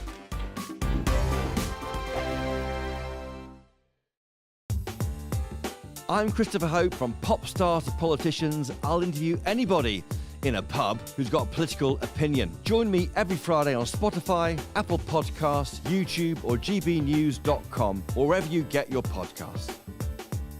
This is GB News, the People's Channel. In the GB newsroom, we bring you the news as it happens. With our team of dedicated journalists across the UK, GB News brings you accurate reporting of the day's topical agenda. When the news breaks, wherever and whenever it's happening, we'll be there. This is GB News, the People's Channel, Britain's news channel. This is GB News, Britain's news channel. And this week, it's disabled adventurer Nick Wilson and rocket engineering director Elliot Dason-Barber from the Institution of Engineering and Technology. Yes, earlier this month, Nick Wilson summited Mount Snowdon unaided. The first time this has been attempted with the help of an engineered electric mobility chair called the Rock Climber. Tell us what you did, when you did it, and why it's so amazing, because it's the first time this has been done, isn't it? You feel lazy, you should try being me, going up a mountain and I was just pressing the accelerator. these poor buggers had to go and come up behind me. It still hasn't sunk in properly, you know, and to be the first disabled person to do it during Disability Pride Month is... I couldn't have asked for anything else. But it's all possible because of Rock Engineering. You know, they've been working on this for the past 2 years to create this machine. And I wouldn't be here because I was struggling a lot with loneliness and isolation. I was very suicidal, and they literally saved my life with this project. The whole thing came around by accident, you know, meeting Nick, and he kind of highlighted some issues to us in terms of his accessibility, and he you know, he lives in Toaster, near where we're based, and he came down the high street and sort of said, I can't even get into the shops in the high street. So, Nick, you just mentioned that the kind of place you were in before doing this, you were lonely, suicidal. Yeah. What was it like when you finally managed to scale Snowdon? Because I've done it on foot, and just being for anyone, being in nature and fresh air. The one word that I think I've used throughout this is freeing. It is when you're so reliant on drop curves. It's freeing that you're not reliant on a hard-standing path or drop curves, wherever you can, in rock climb, you can literally go anywhere you want. Yeah. And freeing is the big word, and it's amazing. The People's Channel. Every Saturday, 10 till 12, we'll bring you all of the news that you need to know. We'll also remind you that there is so much to smile about. It's my favourite time of the week. I get to relax, enjoy some light-hearted stories, and let Ellie teach me about fashion too. That's Saturday Morning Live, every Saturday, 10 till 12. Only on GB News, Britain's news channel.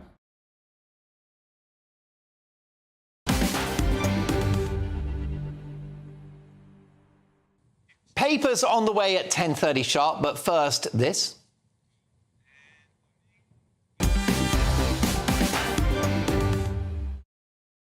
Yes, it's time for the US newsmaker and the queen of American showbiz, royal and political reporting, Kinsey Schofield. Kinsey, let's talk about Kamala Harris, Vice President, and now somebody that's hoping to crush Donald Trump's dream of a return to the White House. Could she succeed? I mean, I think predicting American elections right now could be challenging. The polls are all over the place, and while polls can indicate trends, they are not always accurate, as seen in recent elections where key states were misjudged.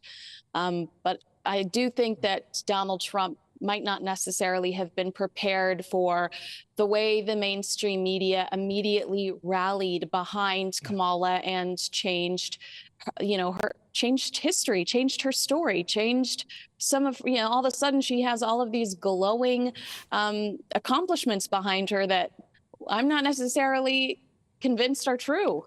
Well, that's right. Now, on this show, we've seen plenty of videos of her making a fool of herself, and especially with the wokery, announcing her pronouns and all the rest of it, plus her self-help mantras, which make you want to slash your wrists. But let's have a look at some of the more recent videos, which are helping her to win an army of overnight fans. I don't know what's wrong with you young people. You think you just fell out of a coconut tree?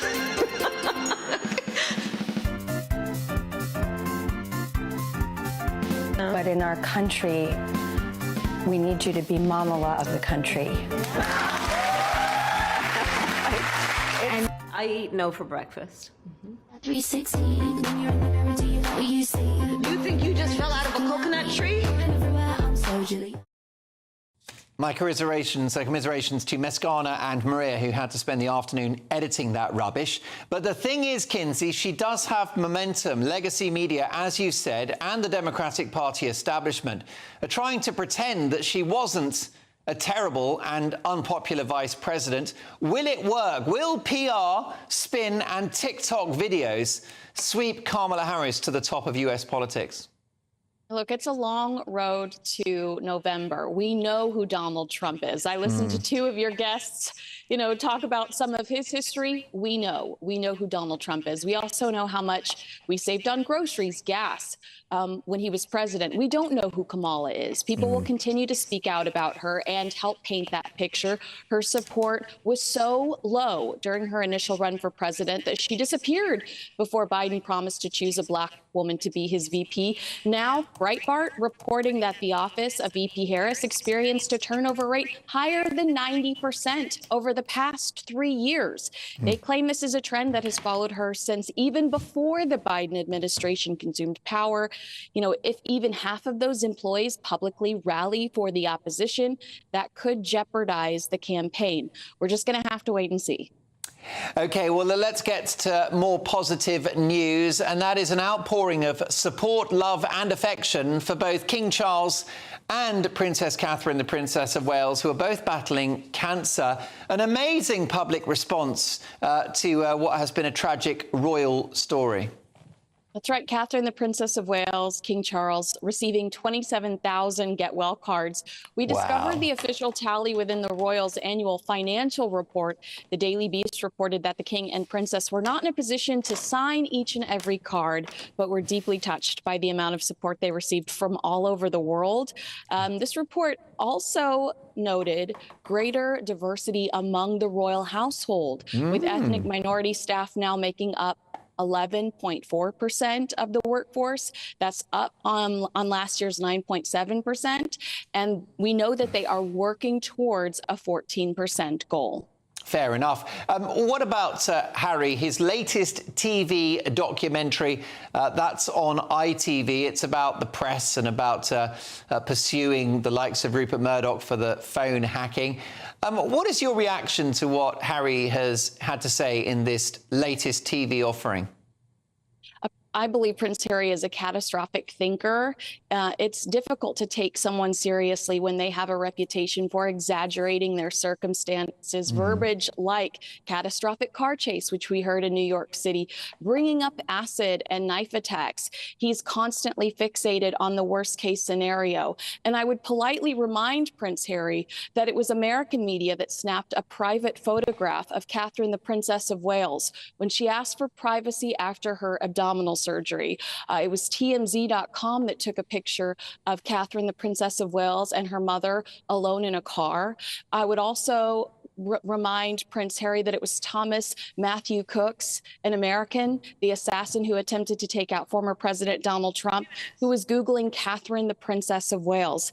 I'd argue that the UK is a safer place for a family that is fixated on utilizing their royal titles than the United States, where we have much different gun laws. Meanwhile, Meghan Markle jets into New York for a Hamptons Business Summit. What's the plan? Do we know? Yeah, so Meghan Markle attended a summit in the Hamptons Friday titled the G9 Ventures Summer Summit, hosted by a power broker named Amy Griffin. Meghan flew from Santa Barbara by private jet with entrepreneur Jamie Kern-Lima. This is a contact, a friend of Oprah Winfrey's. According to Page Six, Meghan will be picking up tips for her stagnant lifestyle business, American Riviera Orchard. Meghan has been doing a lot of celebrity networking lately. She was also recently seen out with father of the bride star, Kimberly Williams Paisley. But Mark, she's got a tough road ahead of her. She has to convince these people that she wants and needs acceptance from, you know, problematic. She's a divisive character that these people read about in newspapers. So she's got to convince them otherwise. Last but not least, Kinsey, Prince William cuts Queen Camilla's sister from the royal payroll after 2 decades. Is there trouble brewing in the palace? There's not, but I thought this was such an interesting headline. He's eliminated Queen Camilla's sister, Annabelle Elliott, from, this has been 20 years that she's worked for King Charles. He hired his sister-in-law as chief interior designer of his estates following his marriage to Queen Camilla. Over the years, she's estimated to have earned hundreds of thousands of dollars. But this is my favorite line. Sources confirmed to the Telegraph that William after the termination, he said it was no reflection on her work. So she is apparently a stellar interior designer, and she's got a great resume. And you, Kinsey, are a stellar political and royal commentator. We'll catch you in a week's time. Do check out Kinsey's excellent website, todiefordaily.com, and her podcast of the same name. Next up, tomorrow's papers with full pundit reaction. Some great headlines. See you in 2. Hello, good evening and welcome to your GB News weather update brought to you by the Met Office. Well, it's been quite an unsettled start to the weekend, but as high pressure builds, we're going to see plenty of dry weather on Sunday. And that's because this weather front that's been affecting us today will generally fizzle out. And then we've got high pressure building into the Atlantic and moving its way across the UK for Sunday. Back to tonight, though, and any showers would generally be easing away, leaving a largely dry evening and staying largely dry overnight too. Plenty of clear spells, which means we're likely to see some mist and fog overnight, particularly in those rural spots. And that's where it's going to be feeling a little bit cooler too, but most towns and cities remaining in the low double digits. So to start on Sunday morning, then there should be plenty of bright sunshine around. But as I say, there will be spots of mist and fog around, particularly in rural spots across Devon and Cornwall and rural parts of Wales, but plenty of bright sunshine elsewhere. And it's going to be a fairly mild night too, which means it's going to be quite a warm start to Sunday as well. A bit more cloudy across northwestern parts of Scotland and in the north of Scotland too, and just a chance of a few showers feeding in here as well. But otherwise, for Sunday, as high pressure builds, there'll be plenty of dry, fine weather around, feeling very warm in some spots. But do take care as UV levels are expected to be quite high. Into the afternoon, though, we are going to see cloud build into the far northwest of Scotland and later on into western parts of Northern Ireland. So more in the way of hazy sunshine there. But elsewhere, where you do catch those prolonged sunnier periods, that's where it's going to be feeling warm. To start the new working week, there'll still be plenty of dry and fine weather around. A build of high cloud, though, which means there'll be more in the way of hazy sunshine. A different story in the northwest, though, as we continue to see that cloud build and thick enough to produce some spots of rain at times. And still plenty of dry weather into next week, but we could see a thundery breakdown from Wednesday onwards. Bye for now. We're proud to be GB News, the People's Channel. And as you know, we always love to hear your views. Now, there's a new way of getting in touch with us at gbnews.com/yoursay. By commenting, you can be part of a live conversation and join our GB News community. You can even talk to me, Bev Turner, or any of the members of the GB News family.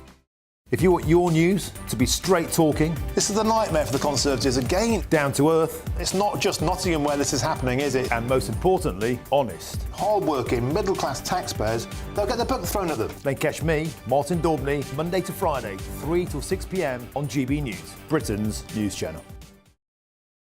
Join me, Neil Oliver, every Sunday night at 6 p.m. on GB News. And if an hour is not nearly enough for you, go to gbnews.com for special extended episodes online every Friday at 9 p.m, where we can truly get into the nitty-gritty of what's going on. GB News, Britain's news channel.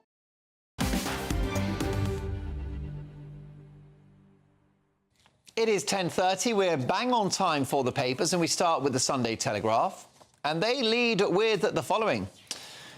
It's quite an interesting story, this. PM talks to Spain over youth-free movements. Keir Starmer discussed a free movement deal for young people with the Spanish Prime Minister earlier this month.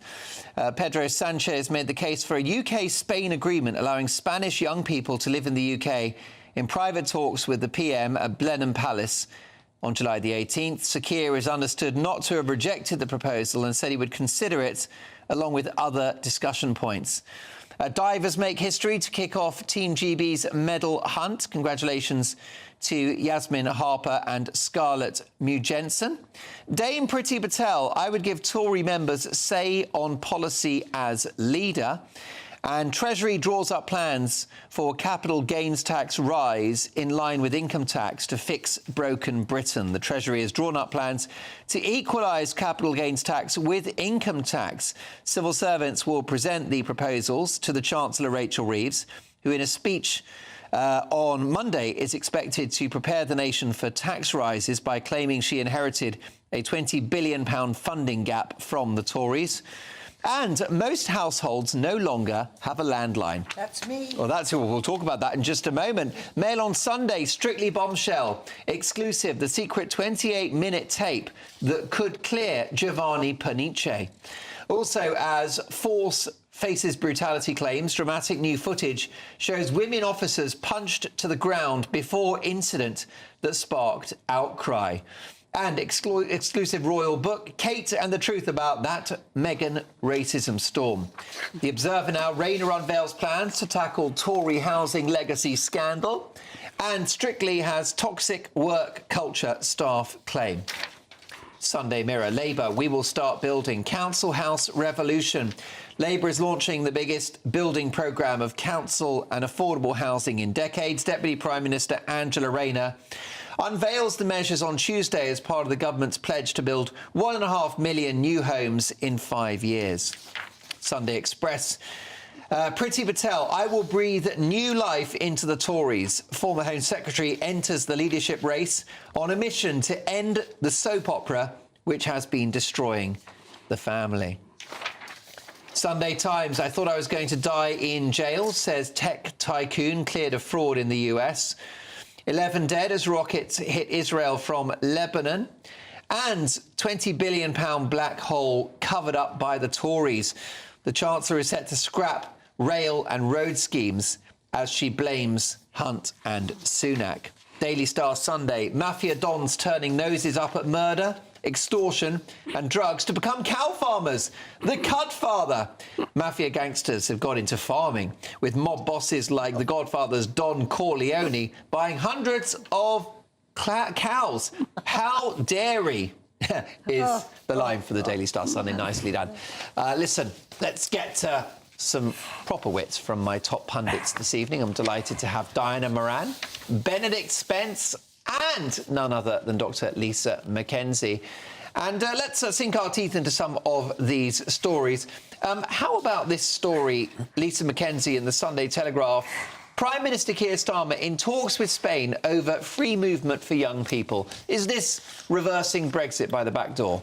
I think it is, actually. I mean, I would be all for it. I've just been out in Spain myself. I just got back yesterday. I'm admiring the town. Yes, I went to Madrid, and very good. I think we should have a very good relationship with the Spanish, but also I also work at universities, and we get a lot of interesting and decent students from Europe. So it's not that I'm against this, but I do think that if he makes this deal with Spain, well, why not Italy, and why not France, and why not... And why not with older people rather than just the young? Well, he's not going to do that with older people. But maybe eventually. No, I think this will be about you. This is about Labour being youthful and forward-thinking. It's also PR as well as Starmer wanting to reverse Brexit, which I think he does. Yeah. But it's also about youthfulness and forward-thinking. But if he does this with Spain, one of the things I've got to say as well, our universities are on their knees. Some of them are about to collapse. And so perhaps he's got an eye on that as well, about getting more European students here. I'm not against it, but I do realise that you can't do this just for Spain. Indeed. Diana, is this the reversal of Brexit by 1,000 cuts? It does sound like it, doesn't it? Yes. Crafty way of reversing it. The whole point is you either have free movement or you don't. Exactly. Indeed. I mean, do you think that Labour over the next 5 years will continue with this approach and change our relationship with Europe? Could well be. Should they? Not in my book. Why not? Why would you keep things as they are? Because I prefer that we made that break. Think of the currency, think of the movement. No, I would prefer to keep it as it is. Yeah, Benedict, what do you make of this move? Is it politically significant?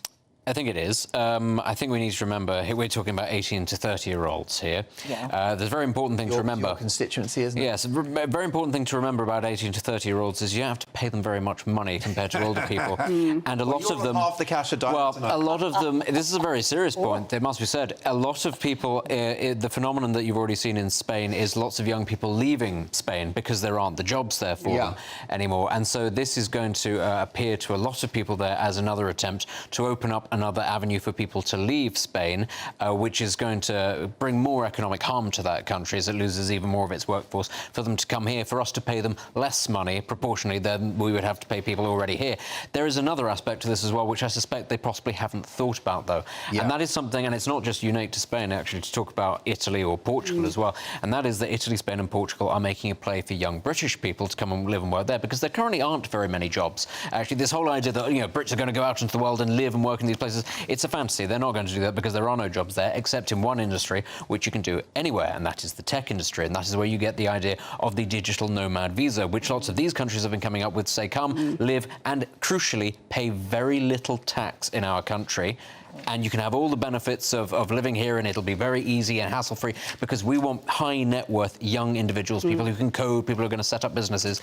The UK is not doing enough to counter losing those people, and I think it's really interesting that later on we'll probably get to a story about how we might be increasing capital gains tax in this country, because a lot of high net worth younger people who work in these industries are going to take one look at that, and they're going to take one look at this sort of scheme, and they're going to go, fantastic, I'm not going to live in the UK anymore, I'm going to go and live in a country that's hot, that is welcoming to me, potentially that we've just signed a free movement agreement with, and that's going to charge me a lot less tax. Interesting.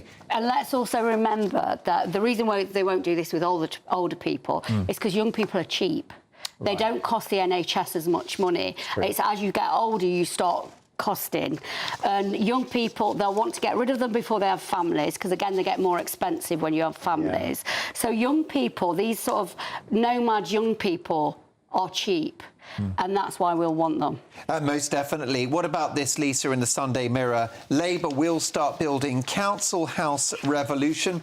Labour is launching the biggest building programme of council and affordable housing in decades. 1.5 million new homes over the next 5 years. Do you welcome this news? Yes, but I also know it's a nonsense and it's not true. And I'm going to be completely honest about that. Because of local objections? No, because at 1.5 million over 5 years is not going to touch the sides. And when they say council housing and affordable, it's not council housing. Affordable housing can be up to 80% of market rate, or it's shared ownership, which is a scam. So this is a nonsense. Until Angela Rayner actually says numbers of council housing and ending right to buy, and also changing the policy of what council housing means. At the moment, it's A&E. It's accident and emergency for housing, which means you have to be the extremely vulnerable people to live there, which makes them into places that most people don't want to live. They've got to change what housing means at the bottom. It's A&E at the bottom, and in the middle and at the top, it's pensions, excess salary, savings, something for the kids. They've got to change what housing means. They're not doing this. Lisa, is the elephant in the room immigration? Given the fact that current rates are barely keeping up with current demand? Well, when you've got council housing that is only for the most vulnerable, when the most vulnerable who comes in are refugees. And so it goes into that, it feeds into that. And then obviously that feeds into far-right politics. You know, our housing system has caused actually a lot. If you look at Ireland, you know, again, they've got a dearth of housing and an influx of migrants. You agreed vociferously with that last point. I certainly did, because we've got all the immigrants coming in. We've got them in hotels. We've got them all over the place just at the minute. Surely any got to be careful what we say here. Any migrants? Any houses, small houses that are being built that maybe we don't particularly want at the moment in our lives, but it would certainly be a first stop. Oh, you're thinking like a modest house? I am. That's the word I would love a modest house. Yeah. Yeah. And the whole point is that Brits should be top of the list. Oh, very much so. That's really where I was coming from at that moment. That many, many modest houses that are built could then be the first step for the migrants who hopefully work hard and then can come on up the ladder afterwards. But you've got to start somewhere. Benedict? Yeah, it's not a sustainable system when you're importing the numbers of people that we are into this country. Even if you are building however many 100,000 a year, you're not going to be able to house them all. So from a starting point, either you need to then increase the number of houses, which at a certain point becomes physically impossible to do. And I think that that's, you know, forget the planning situation, which is impossible to navigate. Even if you were able to rubber stamp it and go, yes, we're going to ride over the planning situation, we're going to build them all, it is physically impossible to build that many houses. We don't have the labour force, we don't have the raw materials, we don't necessarily, in fact, have the infrastructure or connecting to the land. But the other thing, well, there's another thing, and this is, a lot of this is to do with house prices. A lot of this is to do with the housing crisis that we have. Lots of people can't afford to get on the ladder. Building hundreds of thousands of houses, even if, you know, this whole thing about, you know, affordability, you know, affordable housing, it's not true. Because actually a house is not just a home in this country, it is an asset. And you're not going to get into a situation where you are able to artificially suppress or reduce the market, where people are going to adhere to that, or they're going to go for it. Because for a lot of people in this country, their house is their retirement. It is their investment. And the only way you're going to be able to reduce house prices like that is if you have a market crash. That is a bad thing. You don't want that to happen because it affects many other things. It affects pension pots. It affects investors.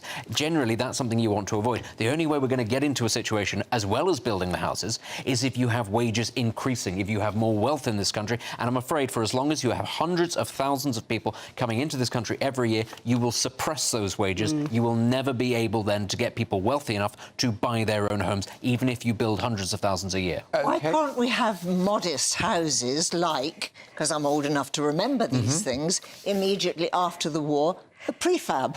Yeah. And that housed hundreds and thousands of people for many, many years fairly well. But remember, that's a practical solution, isn't it? But remember, Rachel Reeves says that the government are not going to put any money into this. What they're going to do is leave it to developers, to the market, which means that the market will build what is profitable and not what is social. Fair enough. Well, look, coming up, folks, remember the commotion at Manchester Airport? Well, a shocking new development and violent scenes before that viral video. That's next.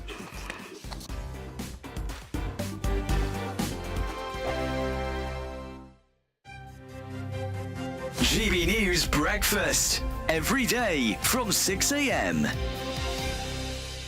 Now, it wasn't just us who celebrated the big football match on Saturday. Prince William was in the crowd in Dusseldorf and couldn't help but show his relief when England scored. And over the weekend, it was also announced that the Prince of Wales is set to star in a new 2-part documentary on ITV covering his mission to try and eradicate homelessness.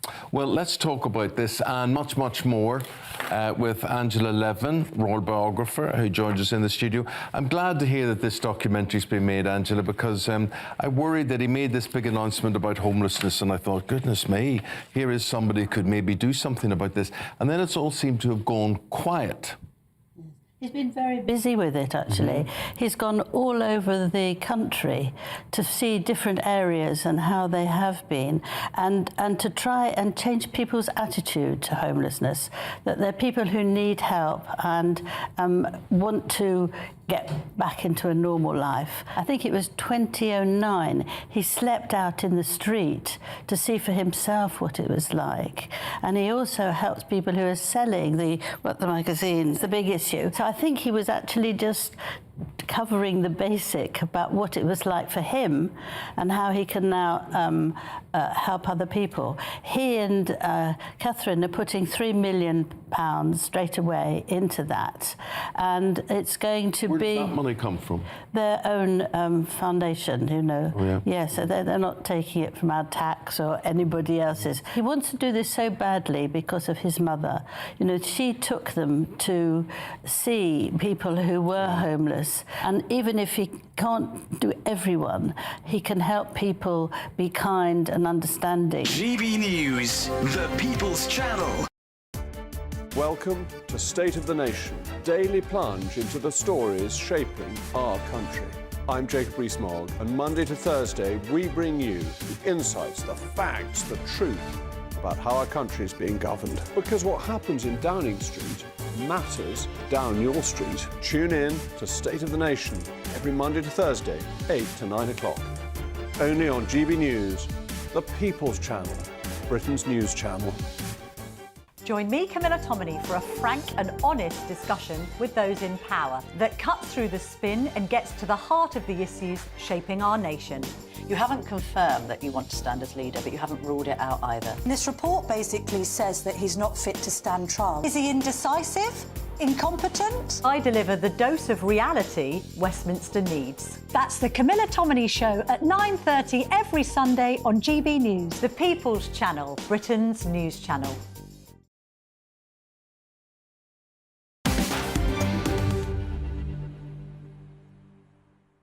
OK, folks, let's have a look at tomorrow's Mail on Sunday newspaper. And it's a shocker. As Force faces brutality claims, dramatic new footage shows women officers punched to the ground before incident that sparked outcry. CCTV reveals vile attack on airport row police. There you go. This is the footage that has emerged. It's believed to capture the lead-up to the moment. Now suspended police officer kicked and stamped on a man at Manchester Airport. This video, obtained by Manchester Evening News, has been released as police attempt to pinpoint events leading up to the separate, widely shared video.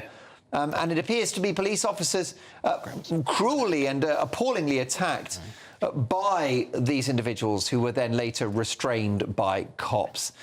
So this one is going to change the hue of the story and how it's being debated, Benedict Spence. It is, and this was why it was very important from the start that people did not jump to conclusions via one limited piece of footage that very clearly was coming at the end of an incident, not at the start, and that was entirely sort of devoid of context.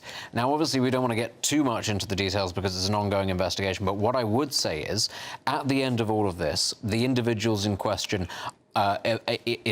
escaped, if you like, with rather minor injuries, be it the members of the public or the police officers, relatively minor injuries. This happened in an airport. Airports are incredibly high security areas. People are arrested for very little. And in other parts of the world, I have to be honest, they are treated much less, with much less tolerance than these officers reacted with, for far less than actually what happened here. I've been in airports where I have seen people being assaulted en masse masse where I've seen guns being pointed at people for how they behave in an airport. They are high-stress environments, and we all understand why that is. And so I think, actually, whatever the outcome is of this investigation, I think we have to say we are very fortunate to live in a country where the standard response, even of armed police officers, is not to shoot individuals. That is what usually happens in these sorts of situations, not just in the third world, in America, in France, in places like that. That would be the standard response. And I think we have to be very grateful that that is not how our police officers tend to behave in this country. Indeed. I mean, now we have the context. We've got an earlier video before the police took one individual and obviously dealt with them quite brutally.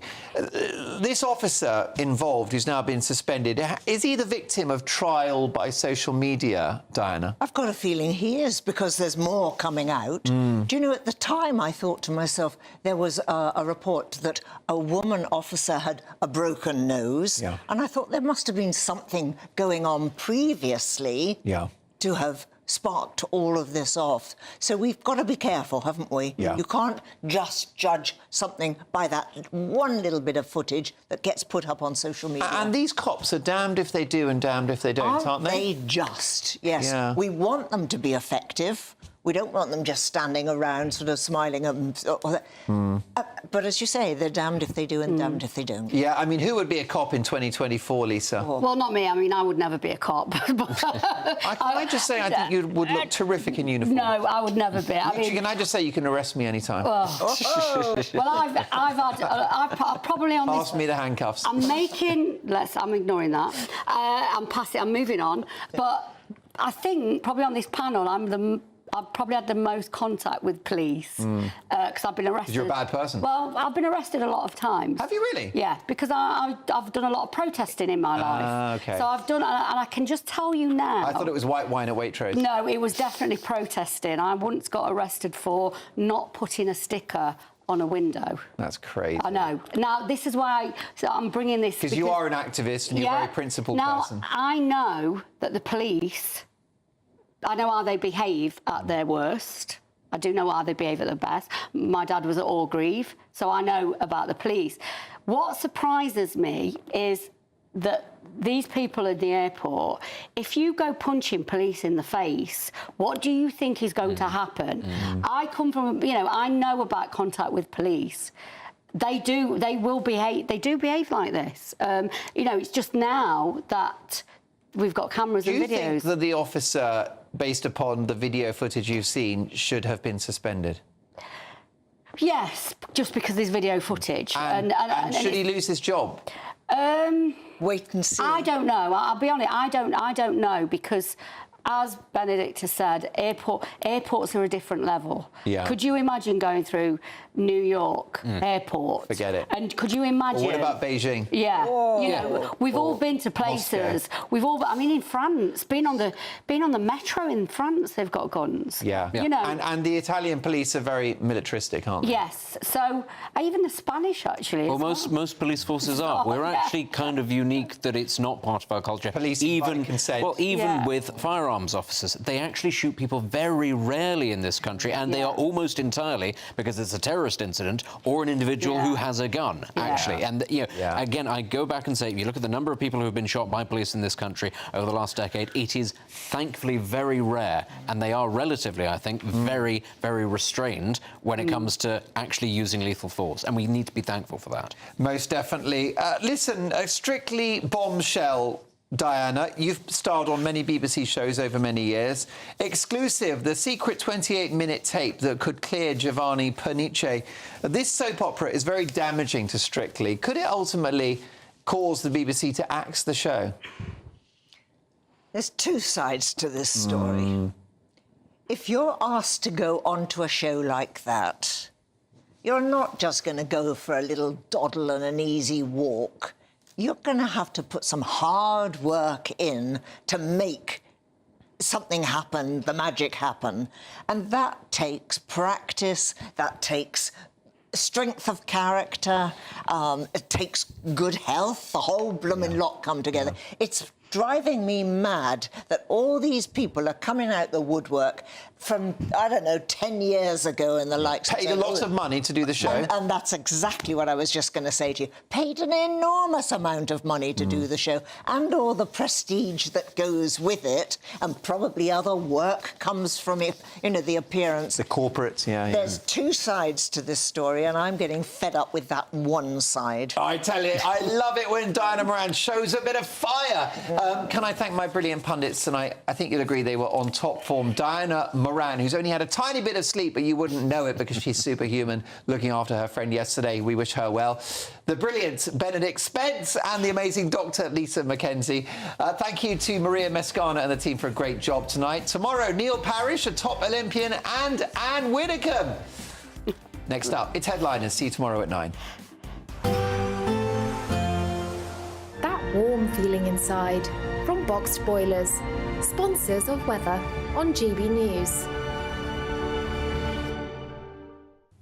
Hello, good evening and welcome to your GB News weather update brought to you by the Met Office.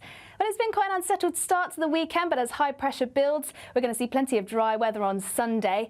And that's because this weather front that's been affecting us today will generally fizzle out. And then we've got high pressure building into the Atlantic and moving its way across the UK for Sunday. Back to tonight, though, and any showers would generally be easing away, leaving a largely dry evening and staying largely dry overnight too. Plenty of clear spells, which means we're likely to see some mist and fog overnight, particularly in those rural spots. And that's where it's going to be feeling a little bit cooler too, but most towns and cities remaining in the low double digits.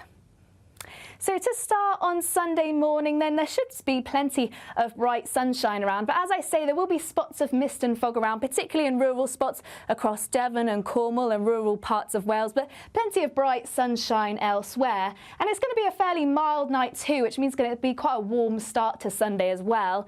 A bit more cloudy across northwestern parts of Scotland and in the north of Scotland too, and just a chance of a few showers feeding in here as well. But otherwise, for Sunday, as high pressure builds, there'll be plenty of dry, fine weather around, feeling very warm in some spots. But do take care as UV levels are expected to be quite high. Into the afternoon, though, we are going to see cloud build into the far northwest of Scotland and later on into western parts of Northern Ireland. So more in the way of hazy sunshine there. But elsewhere, where you do catch those prolonged sunnier periods, that's where it's going to be feeling warm.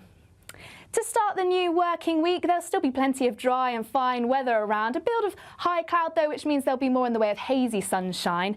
A different story in the northwest, though, as we continue to see that cloud build and thick enough to produce some spots of rain at times.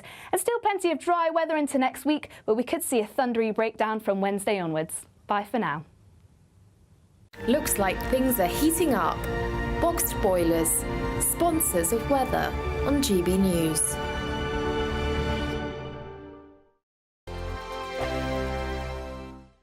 Celebrate a spectacular summer with your chance to win an incredible £30,000 in tax-free cash in our Great British Giveaway. It's the biggest prize of the year so far, and it's totally tax-free. What would you spend that on? Luxury holidays, a new car, or just put it away for a rainy day? Whatever you do with £30,000 in tax-free cash, make sure you don't miss out on a chance to make it yours. For another chance to win £30,000 in tax-free cash, text cash to 63232. Text costs £2 plus one standard network rate message. You can enter online at gbnews.com/win. Entries cost £2, or post your name and number to GB07 PO Box 8690 Derby DE1 9TT. UK only. Entrance must be 18 or over. Lines close at 5 p.m. on the 30th of August. Please check the closing time if listening or watching on demand. Good luck. GB News Breakfast. Every day from 6 a.m. Anton Dubek, and even I know that's a big name, has become the latest Strictly Come Dancing pro to come under some sort of fire